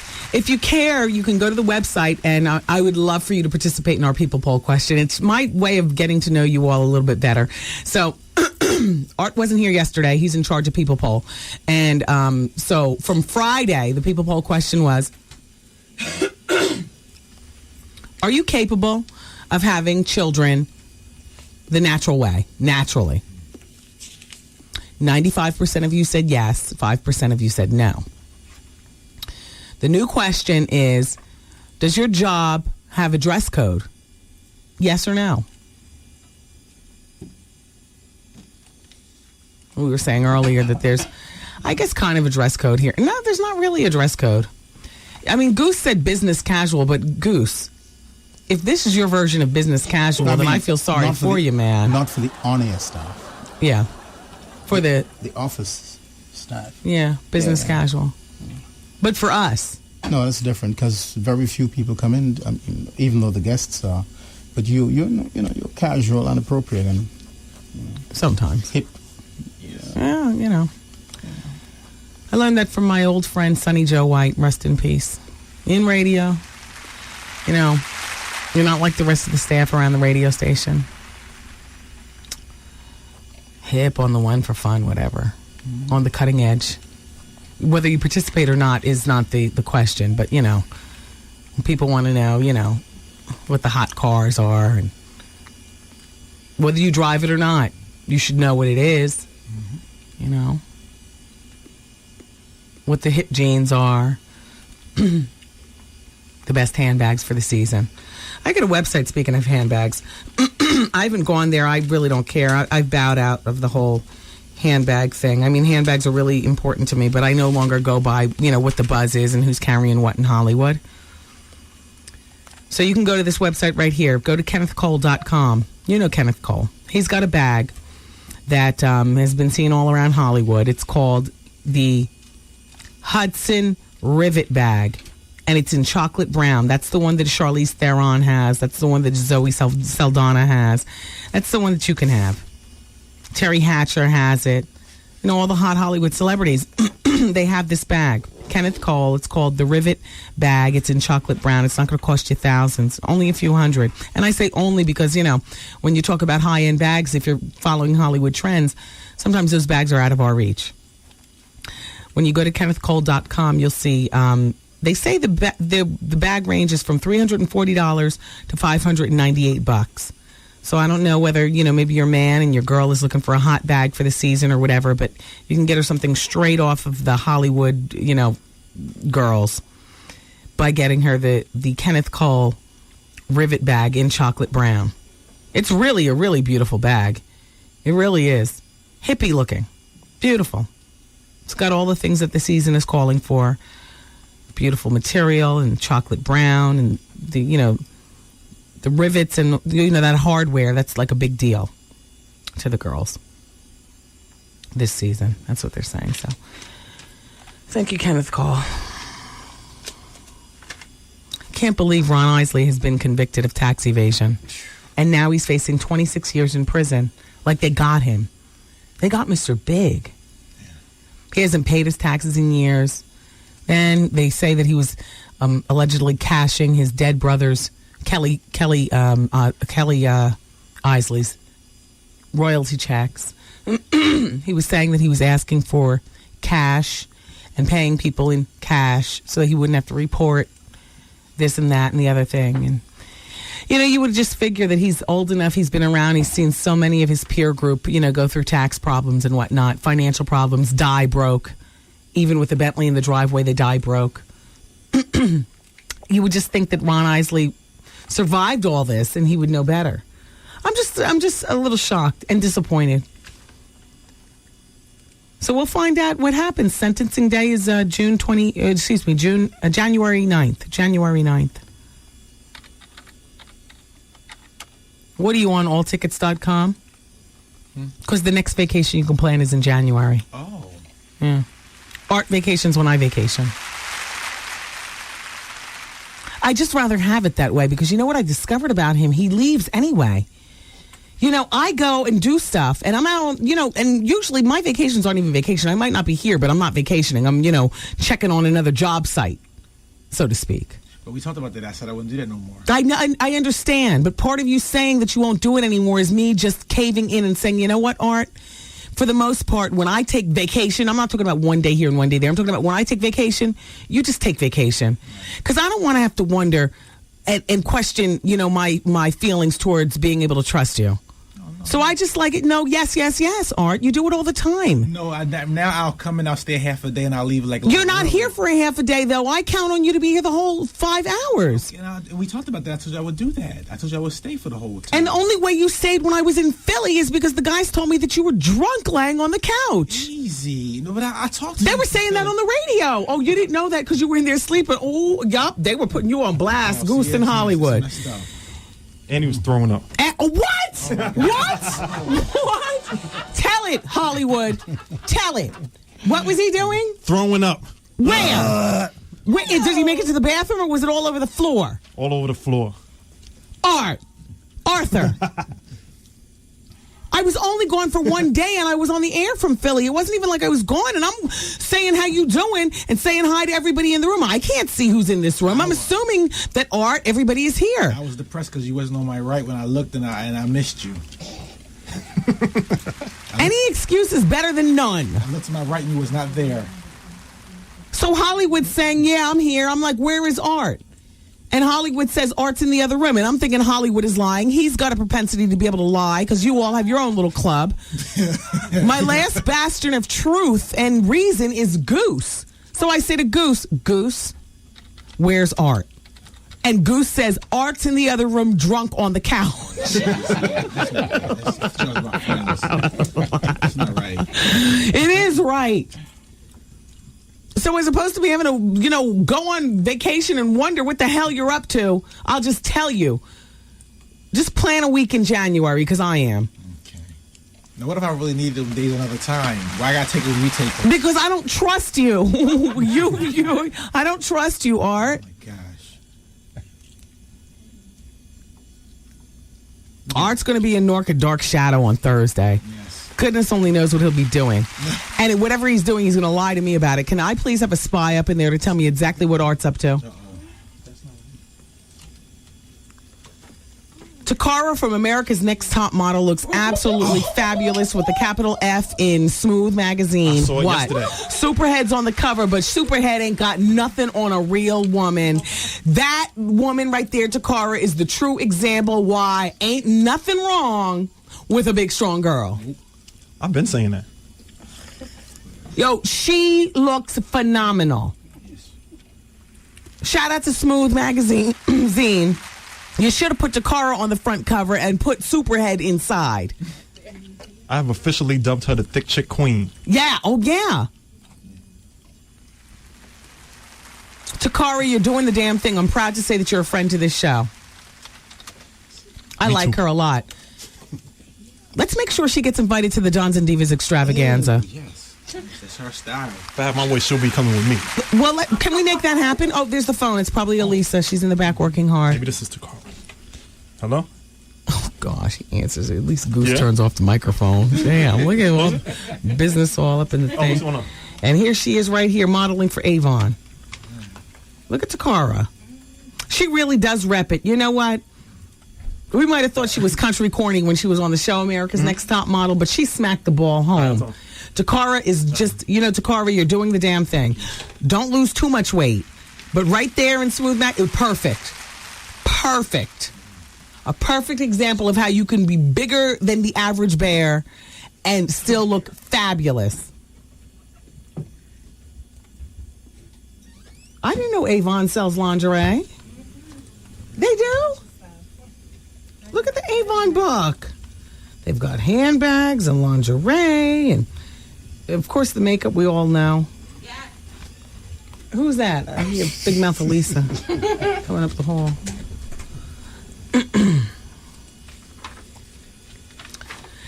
So, yeah, Superhead's on the cover of Smooth magazine. She's still with Bill Maher and, blah, blah, blah, and starting over. But, pick up the issue because it's really Takara inside. She looks great. I have a blind item. And what I like about this blind item, and shout out to the Panache Report, I've been begging you guys to give us a host of hints so that we don't really have to rack our brains about the whole Hollywood, the whole celebrity world when we do blind items.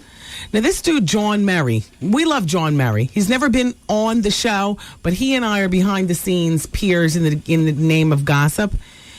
And he's got his column, and every once in a while you see him on like E! Entertainment. He's got his he's an entertainment contributor for the Daily News. He's done the Star, the Inquirer. He's a brother. He's stationed in Virginia. Here's John's blind item, and then he gives the answer somewhere within all the possibilities. Sources say it was an ugly scene at a birthday party in Los Angeles when a married music bad boy turned reality star had a physical altercation with an actress who knows how to appeal to the brothers. This would be a white girl knowing how to appeal to black men? Wait, how am I reading this? Hold on. Said singer apparently excited about his once bulging belly now being toned and wanting all the females' attention had the women want... He had his shirt up, everybody. He wanted everybody to touch his belly. When the actress passed on the poking potbelly belter, you write like Ted Casablanca speaks, John. The annoyed entertainer pushed her. After some shoving back and forth, he said the actress punched him in the chest. Onlookers ended the scuffle, and the party resumed. All right. He once had a pot belly, and she's an actress with a birthday party. Elisa, tell me something, Elisa. When is Tamala Jones's birthday? Tell me something, because I do think that this is Bobby Brown and Tamala Jones. Here are the choices that we have from John Merry. Danny Bonaducci and Kenya Moore. No, she's not an actress. I mean, she was in that one movie that I saw on BET. I don't really consider. Then they say Diddy and Kim Whitley. No. Run and Tashina Arnold. Bobby Brown and Tamala Jones. That sounds more like it. Dame Dash is not part of it. Why don't you listen? Okay. So busy over there planning your damn vacation. I said Danny Bonaducci and Kenya Moore, Puffy and Kim Whitley, Bobby Brown and Tamala Jones, Reverend Run and Tashina Arnold. Yeah. Bobby Brown and Tamala Jones, of course. Yep. Oh, here comes Elisa. I don't know her birthday, but I think it's them too. Yeah. Without the clue. Yeah.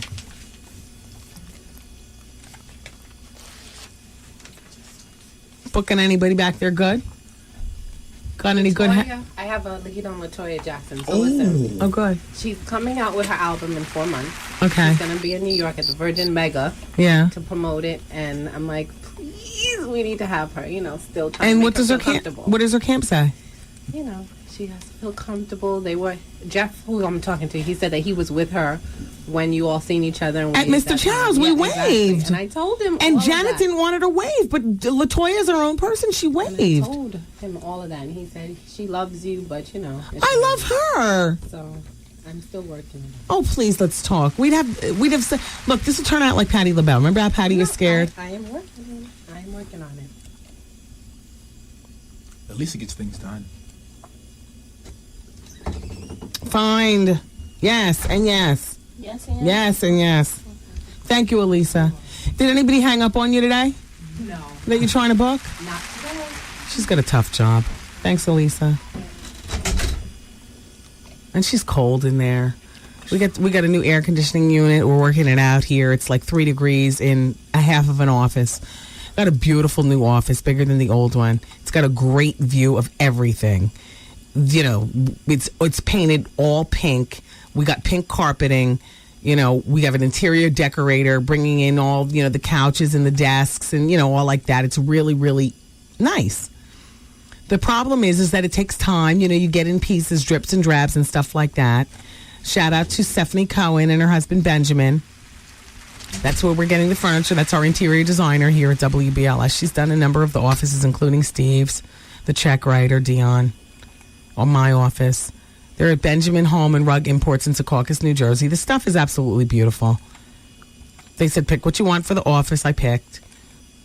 So we're little by little. In the meantime, we had to get out of our old office because some of Steve's people are now using the old office. Their furniture is already in.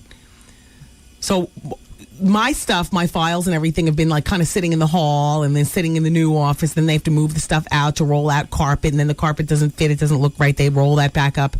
It's a whole process. It's a whole process. But when it's done, it's going to be beautiful in there. Elisa's finally got her phone and her computer. Yesterday, she wasn't working with the computer. She couldn't book. She didn't know what she was doing. I'm like, you're the best. So you'll figure it out. She's figuring it out. Nicole's back there trying to do what she does, the assistant publicist. She has no computer. Or is it no phone? One of the two. And she's cold. They got their sweat jackets zipped up to their eyes like Bazooka Joe in the comics. Their fingertips are cold, but they're dialing and they're working. My ride or die chicks. NBC TV, the NBA TV has purchased the reruns of The White Shadow. Where is NBA TV? Do we get that on our cable already? Not already. You have to order it. You got to pay, like HBO. Mm-hmm. Yep. I think that's a really good hit, though. Yeah. But if you don't want to get the NBA TV, the first season, which is 15 hours long, is going to be available on DVD soon. $39.98 to get the whole first season of The White Shadow. Ugh. I used to be in love with the one who wore the glasses, whose name I forgot, and Salami. Oh. Kevin Hook's character? Yeah, Kevin Hooks and Salami. Oh, my gosh. I used to love them on The White Shadow, boy. So cool.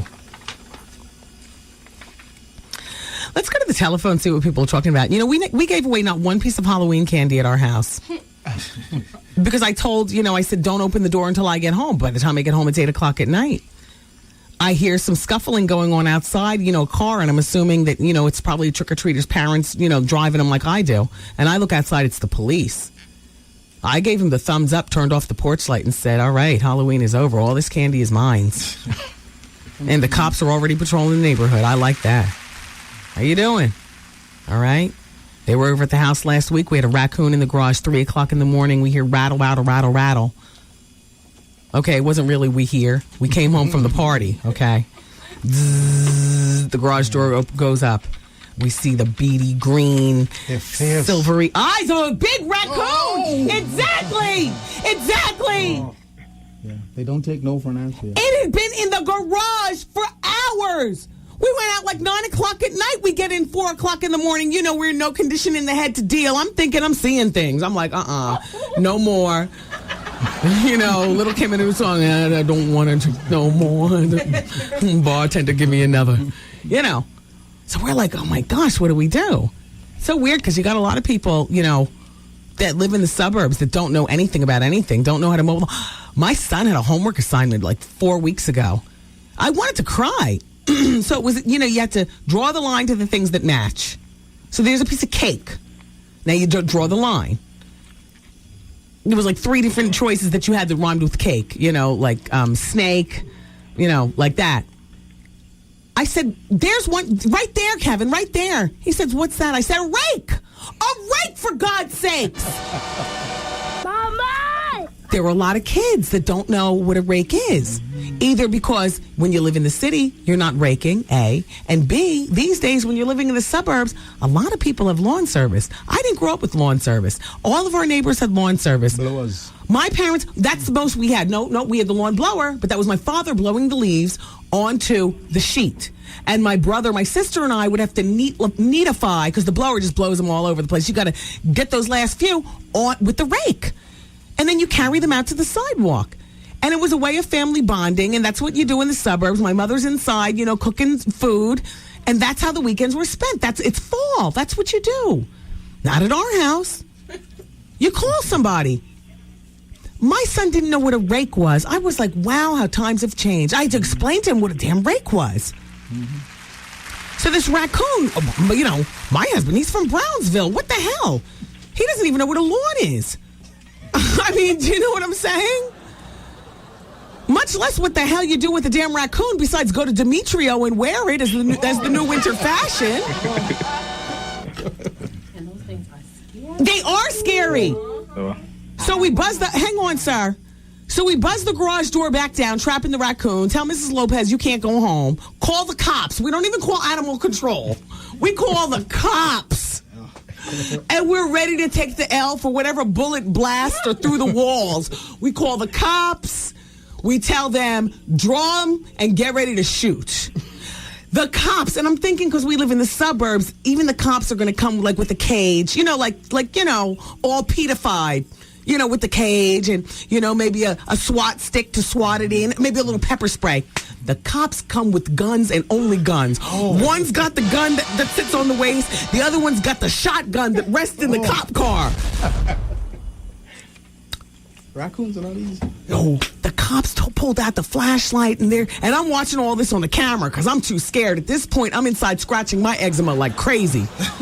We went through the front door and attempted to go to sleep and told Lopez, that's it, you're just going to have to stay for the night. Because there's a coon loose in the garage.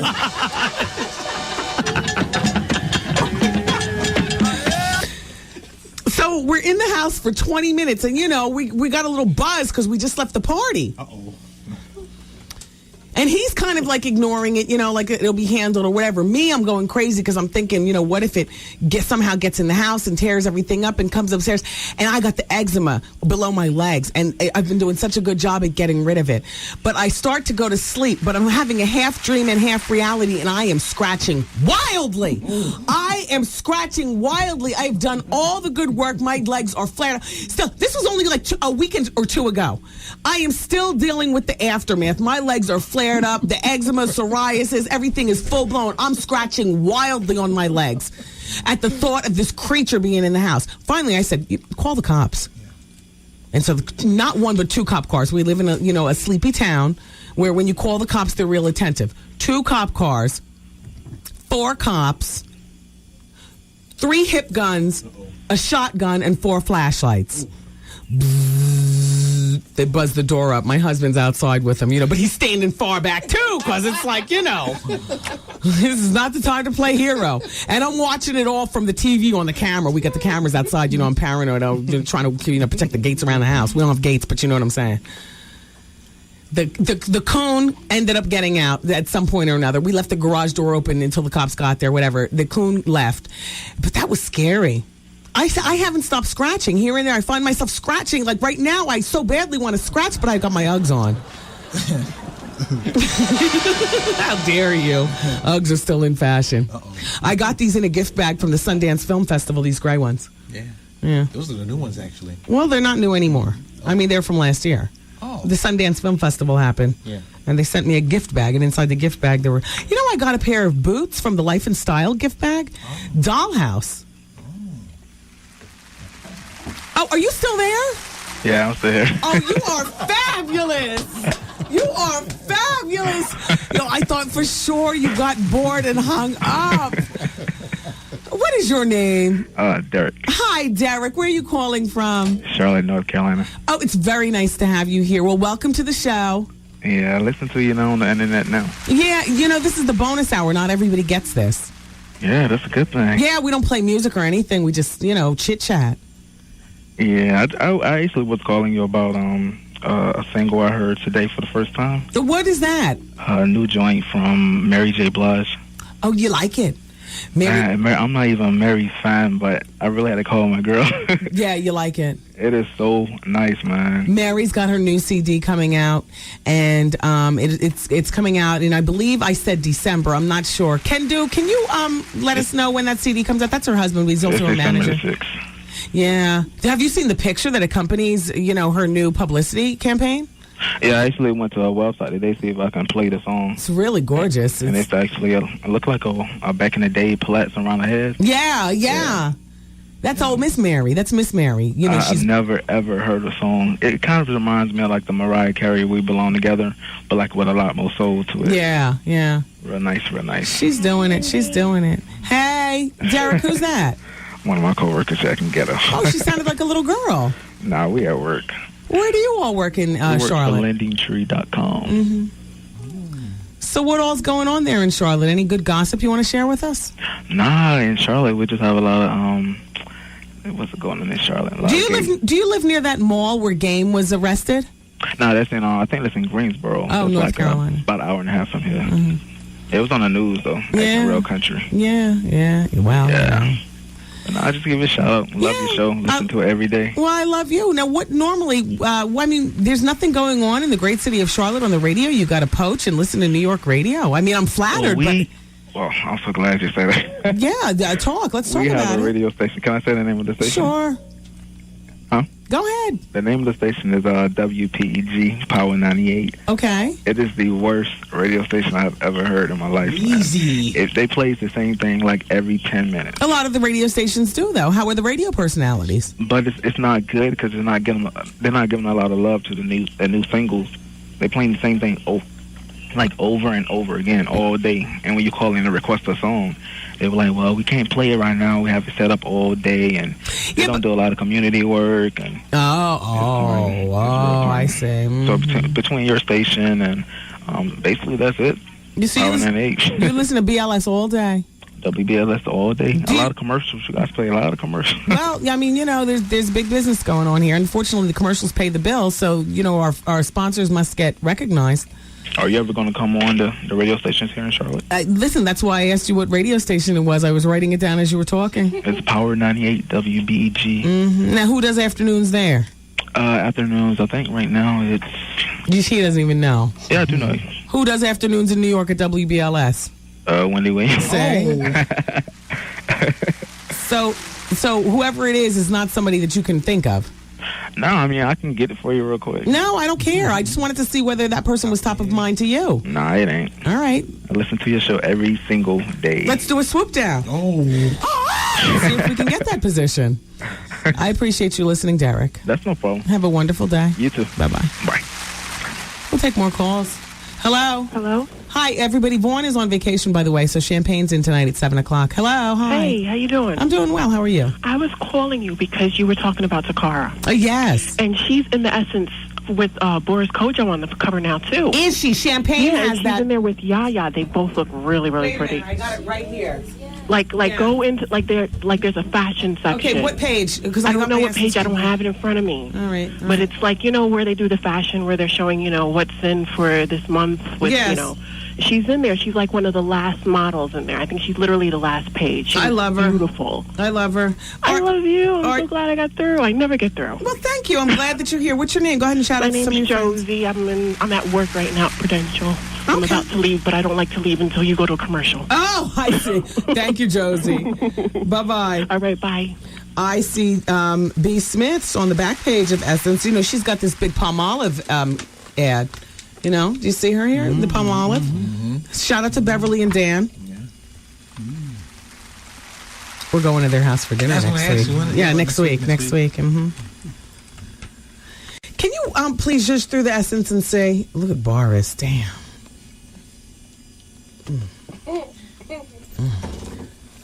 Yes, Elisa. You're talking to me like that? No. I have a big exclusive for you tomorrow. You do? Yes. Uh-oh. Why are you telling me today? You know I'm going to want to know what it is today. The person will come and talk to you tomorrow.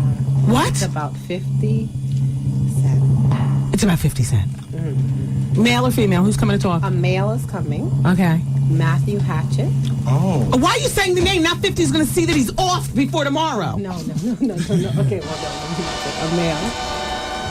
And that's that. We'll talk behind the scenes, but it's a good one. Everyone listen tomorrow. What time's he coming? 5 o'clock. Okay, in the 5 o'clock hour, Matthew Hatchett. Excuse me. Oh, damn you. Exactly. I'm sorry. Oh, look at Takara. Beautiful Takara. Travis girl. Yeah. Where's Trevor? He needs to come in and look at these pictures. You've seen it already. Is this a normal Kamali dress that she's wearing right here to the right? No. Yes, it is. I know my Kamali when I see it. I got the halter to go to this. This dress holds your breasts so nicely. Oh. It does. Look, do you see this gold dress she's wearing? Yes. It holds your breasts so nicely. Yes. I just picked this up the other day to wear to Berlin, to run around the castle. And I have the halter top that goes with it. I wore it at my CD release. Yeah, this is a hot dress. Hello? Hello? CD release. Hello? Yeah, you got to turn your hello? Hello? Hi, it's Wendy.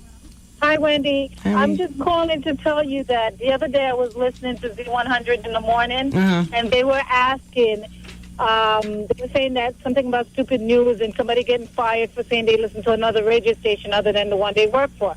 And they asked Diane Monero, who is one of the workers on the morning show, which station does she listen to? And she says, I listen to the Wendy Williams show in the afternoon. Did they fire her? I thought it was extremely funny because this is Z100. Yeah. Wow. So that's all I called to tell you. Bye-bye. Well, thank you. Bye-bye. You know what? That brings to mind. So I got home too late to take my kid trick-or-treating, and truth be told, one of the houses that I wanted to spy in on, Todd Pettingill, he does the Z Morning Zoo. He's my neighbor, but I don't know exactly, we've never met or anything like that. And I know that he knows that I'm there, and I know that he's there, and I figure a great way to do it because neither one of us do our lawns and we're not dwelling outside. So the chance of doing a drive-by and finger waving, it's a peer group in the business. Why not? So I figure, kids are always the level playing field. My kid's going to ding dong in his Batman uniform. I'm going to say, hey, how you doing? Hey, Todd. And look over his shoulder. Yeah, it's me. Yeah. Well, we didn't go out and trick-or-treat. When I got home, he was in his robe, looking like a little old man in his robe and pajamas. Eating candy. He woke up to candy this morning. I wake up, I crunching. He's got the nerve to be in our room on the floor. He went to the secret hiding place, took the candy out. He's eating the candy. Yeah. Make sure he brushes his teeth. Yeah, I know. I know he's brushing his teeth like crazy today. I was brushing them for him. He's got a loose front tooth and stuff, so everything's about ow. Hello? Hello, hi, welcome to the show. Hey, how you doing? I'm doing well. How are you? Good. Good. So what's going on? It's Wendy. Hey, how you doing, Wendy? Good. Wendy, look, do me a favor. Uh-oh. I know your fans, they're fantastic, but you would like calls. So if I'm not saying screen all of them, but some of y'all, when y'all call this show, please have something to say. Have something to say. She loves you. You love her. That's cool. There's nothing wrong with that. But if she has a topic and she asks you to speak to the topic, don't call and say, hey, come on. She's not going to interview you. Yeah, I would like for people to just get on it. But you know what? We here at the show can also do better with that. As soon as Art gets his equilibrium back, Art. Yeah, and get off that butt, Art. Exactly. But I just wanted to speak to when you first brought it up. When you first broached the question about the NBA and them having to being required to wear suits. Right. Look, Wendy. Go, sorry. If you're paying me $10 million a year to bring you $40 million a year, and I do that, you don't tell me what to wear. Okay.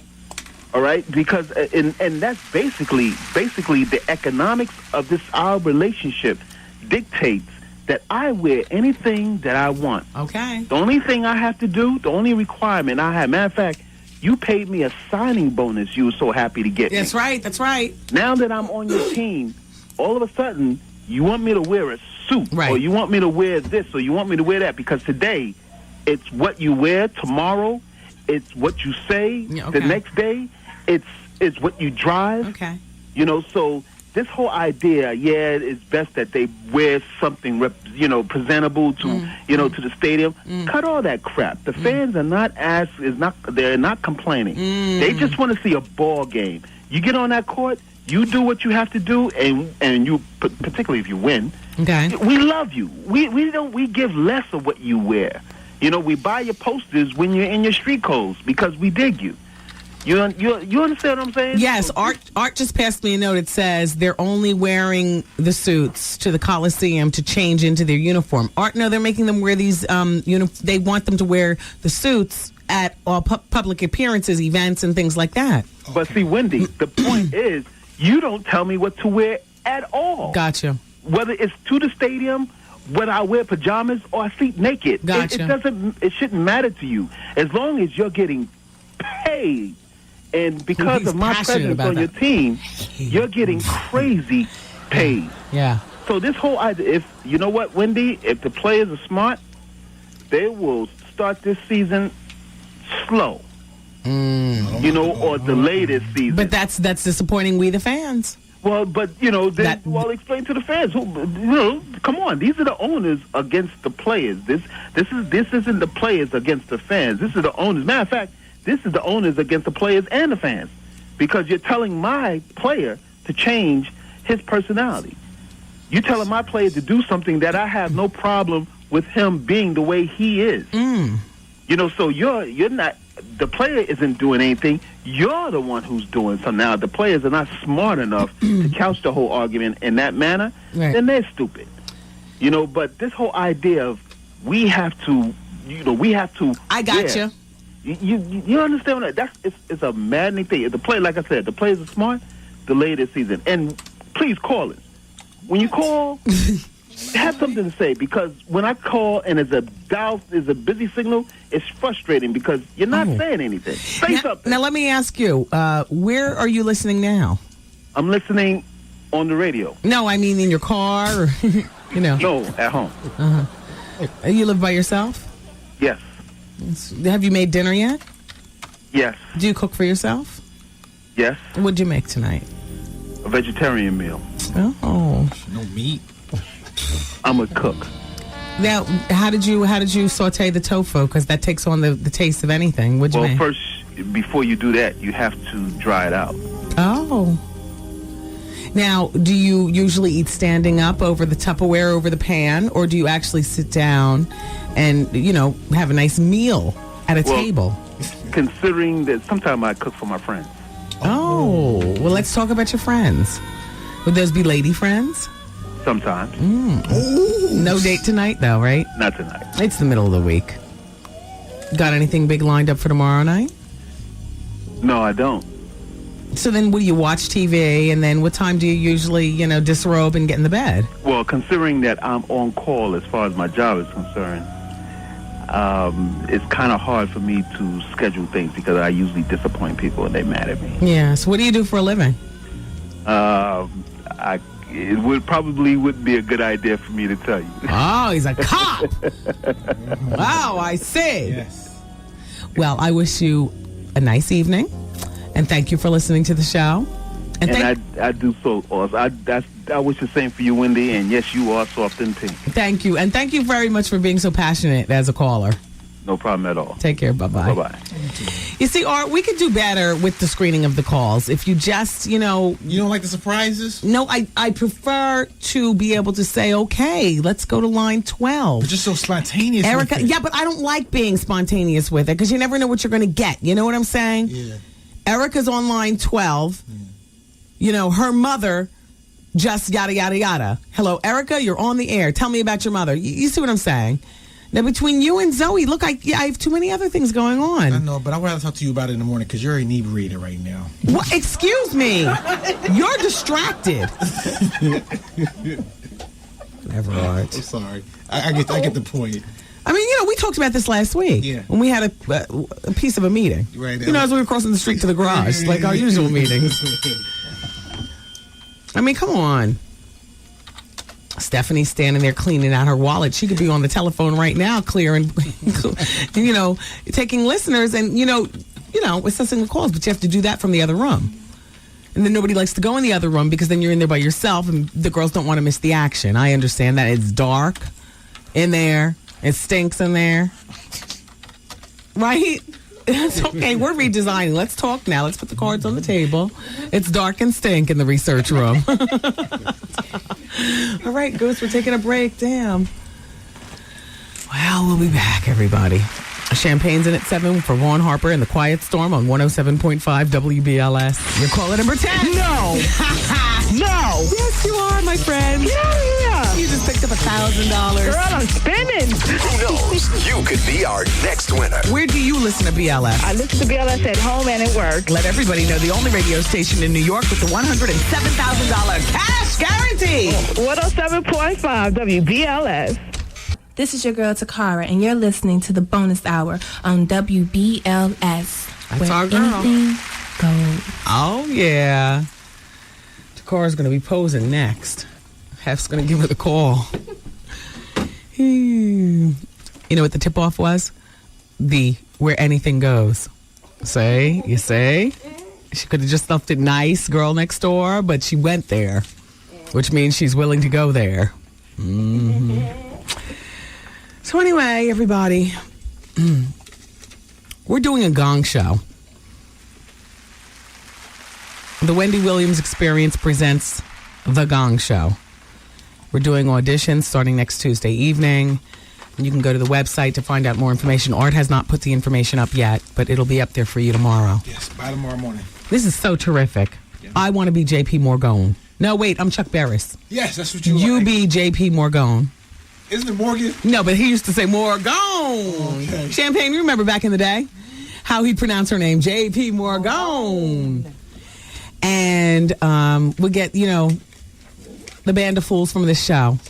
Goose, you can help judge the Gong Show. Yes. We're going to have it. We're going to do it, I think, like at the Laugh Factory or something like that. Yes. It's going to be fun.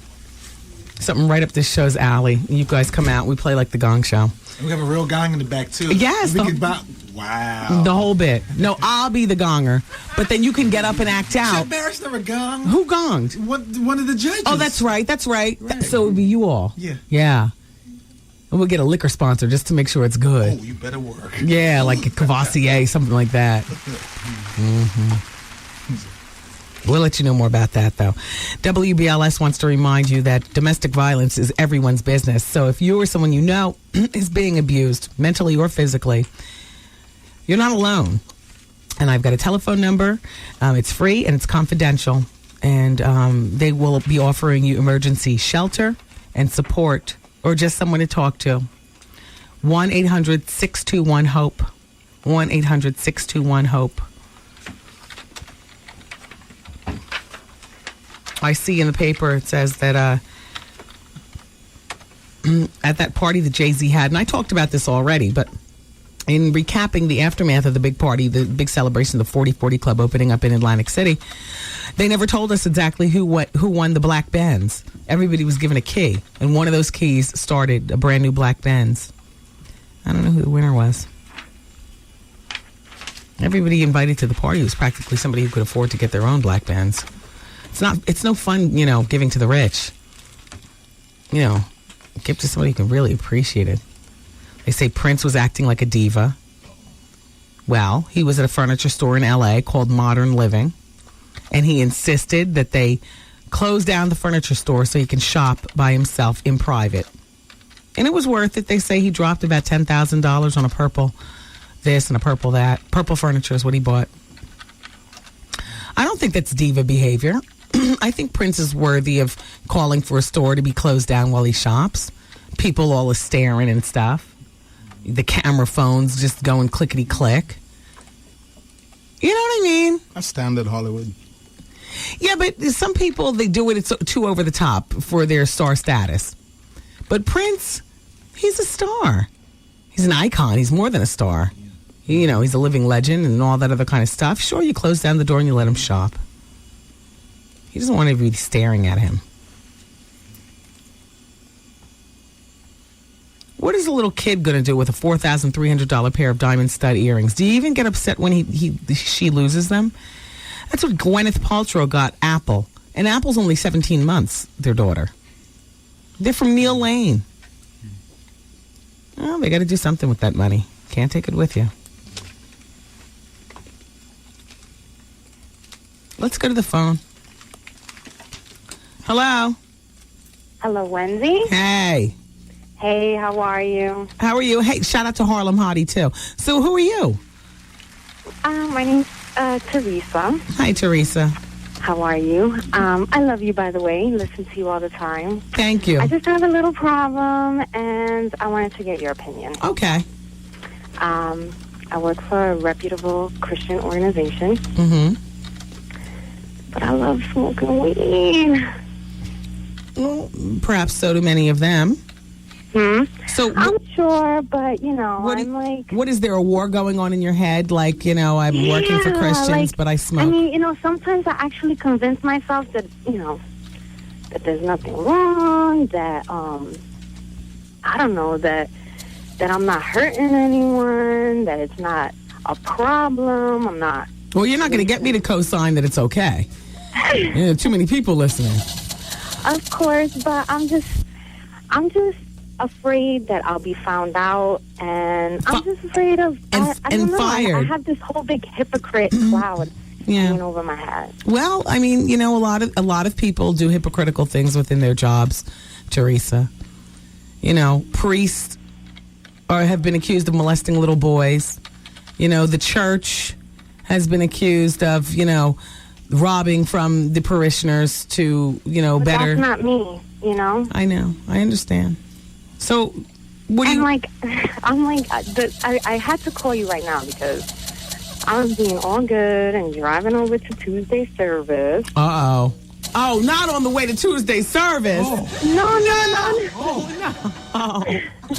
I didn't do anything, but a friend called me and was like, "What are you doing?" And I was like, "I'm in my car." And she's like, "Where are you going? I want to pass by your house." And she passed. Like, all right, and I made a quick detour. Oh. Well, I mean, you can deal with that with therapy. I got to go. To be honest with you, it doesn't sound like you're a bad person. You got a little habit that is not, I guess, would be deemed as Christian-like according to the people who head up your organization. Go to therapy. It's not even my organization. It's my, my own personal spirituality. Well, make up for it in other ways. Give to the needy, help out, volunteer service. It all balances out. I wish you a good night, Teresa. All right. Thank you, Wendy. Love you. Thank you. Keep up the good work. I love you, too. Good night, everybody. I love you for listening. Keep listening, though, because Champagne's in with Vaughn Harper's Quiet Storm next. Don't forget, tomorrow morning, Steve Harvey, 7:15, your chance to win the money. And God willing, we'll all be back together again tomorrow at 2 p.m. It's the Wendy Williams Experience from 2 to 7 p.m. on 107.5 WBLS. The Wendy Williams broadcast day has completed. Aw, man! And WBLS music starts next. And now you got a chance to vote for a person who not only says no to what you ought to say no to, but says yes to making New Jersey the best place in the country to live, to work, to raise a family, to educate.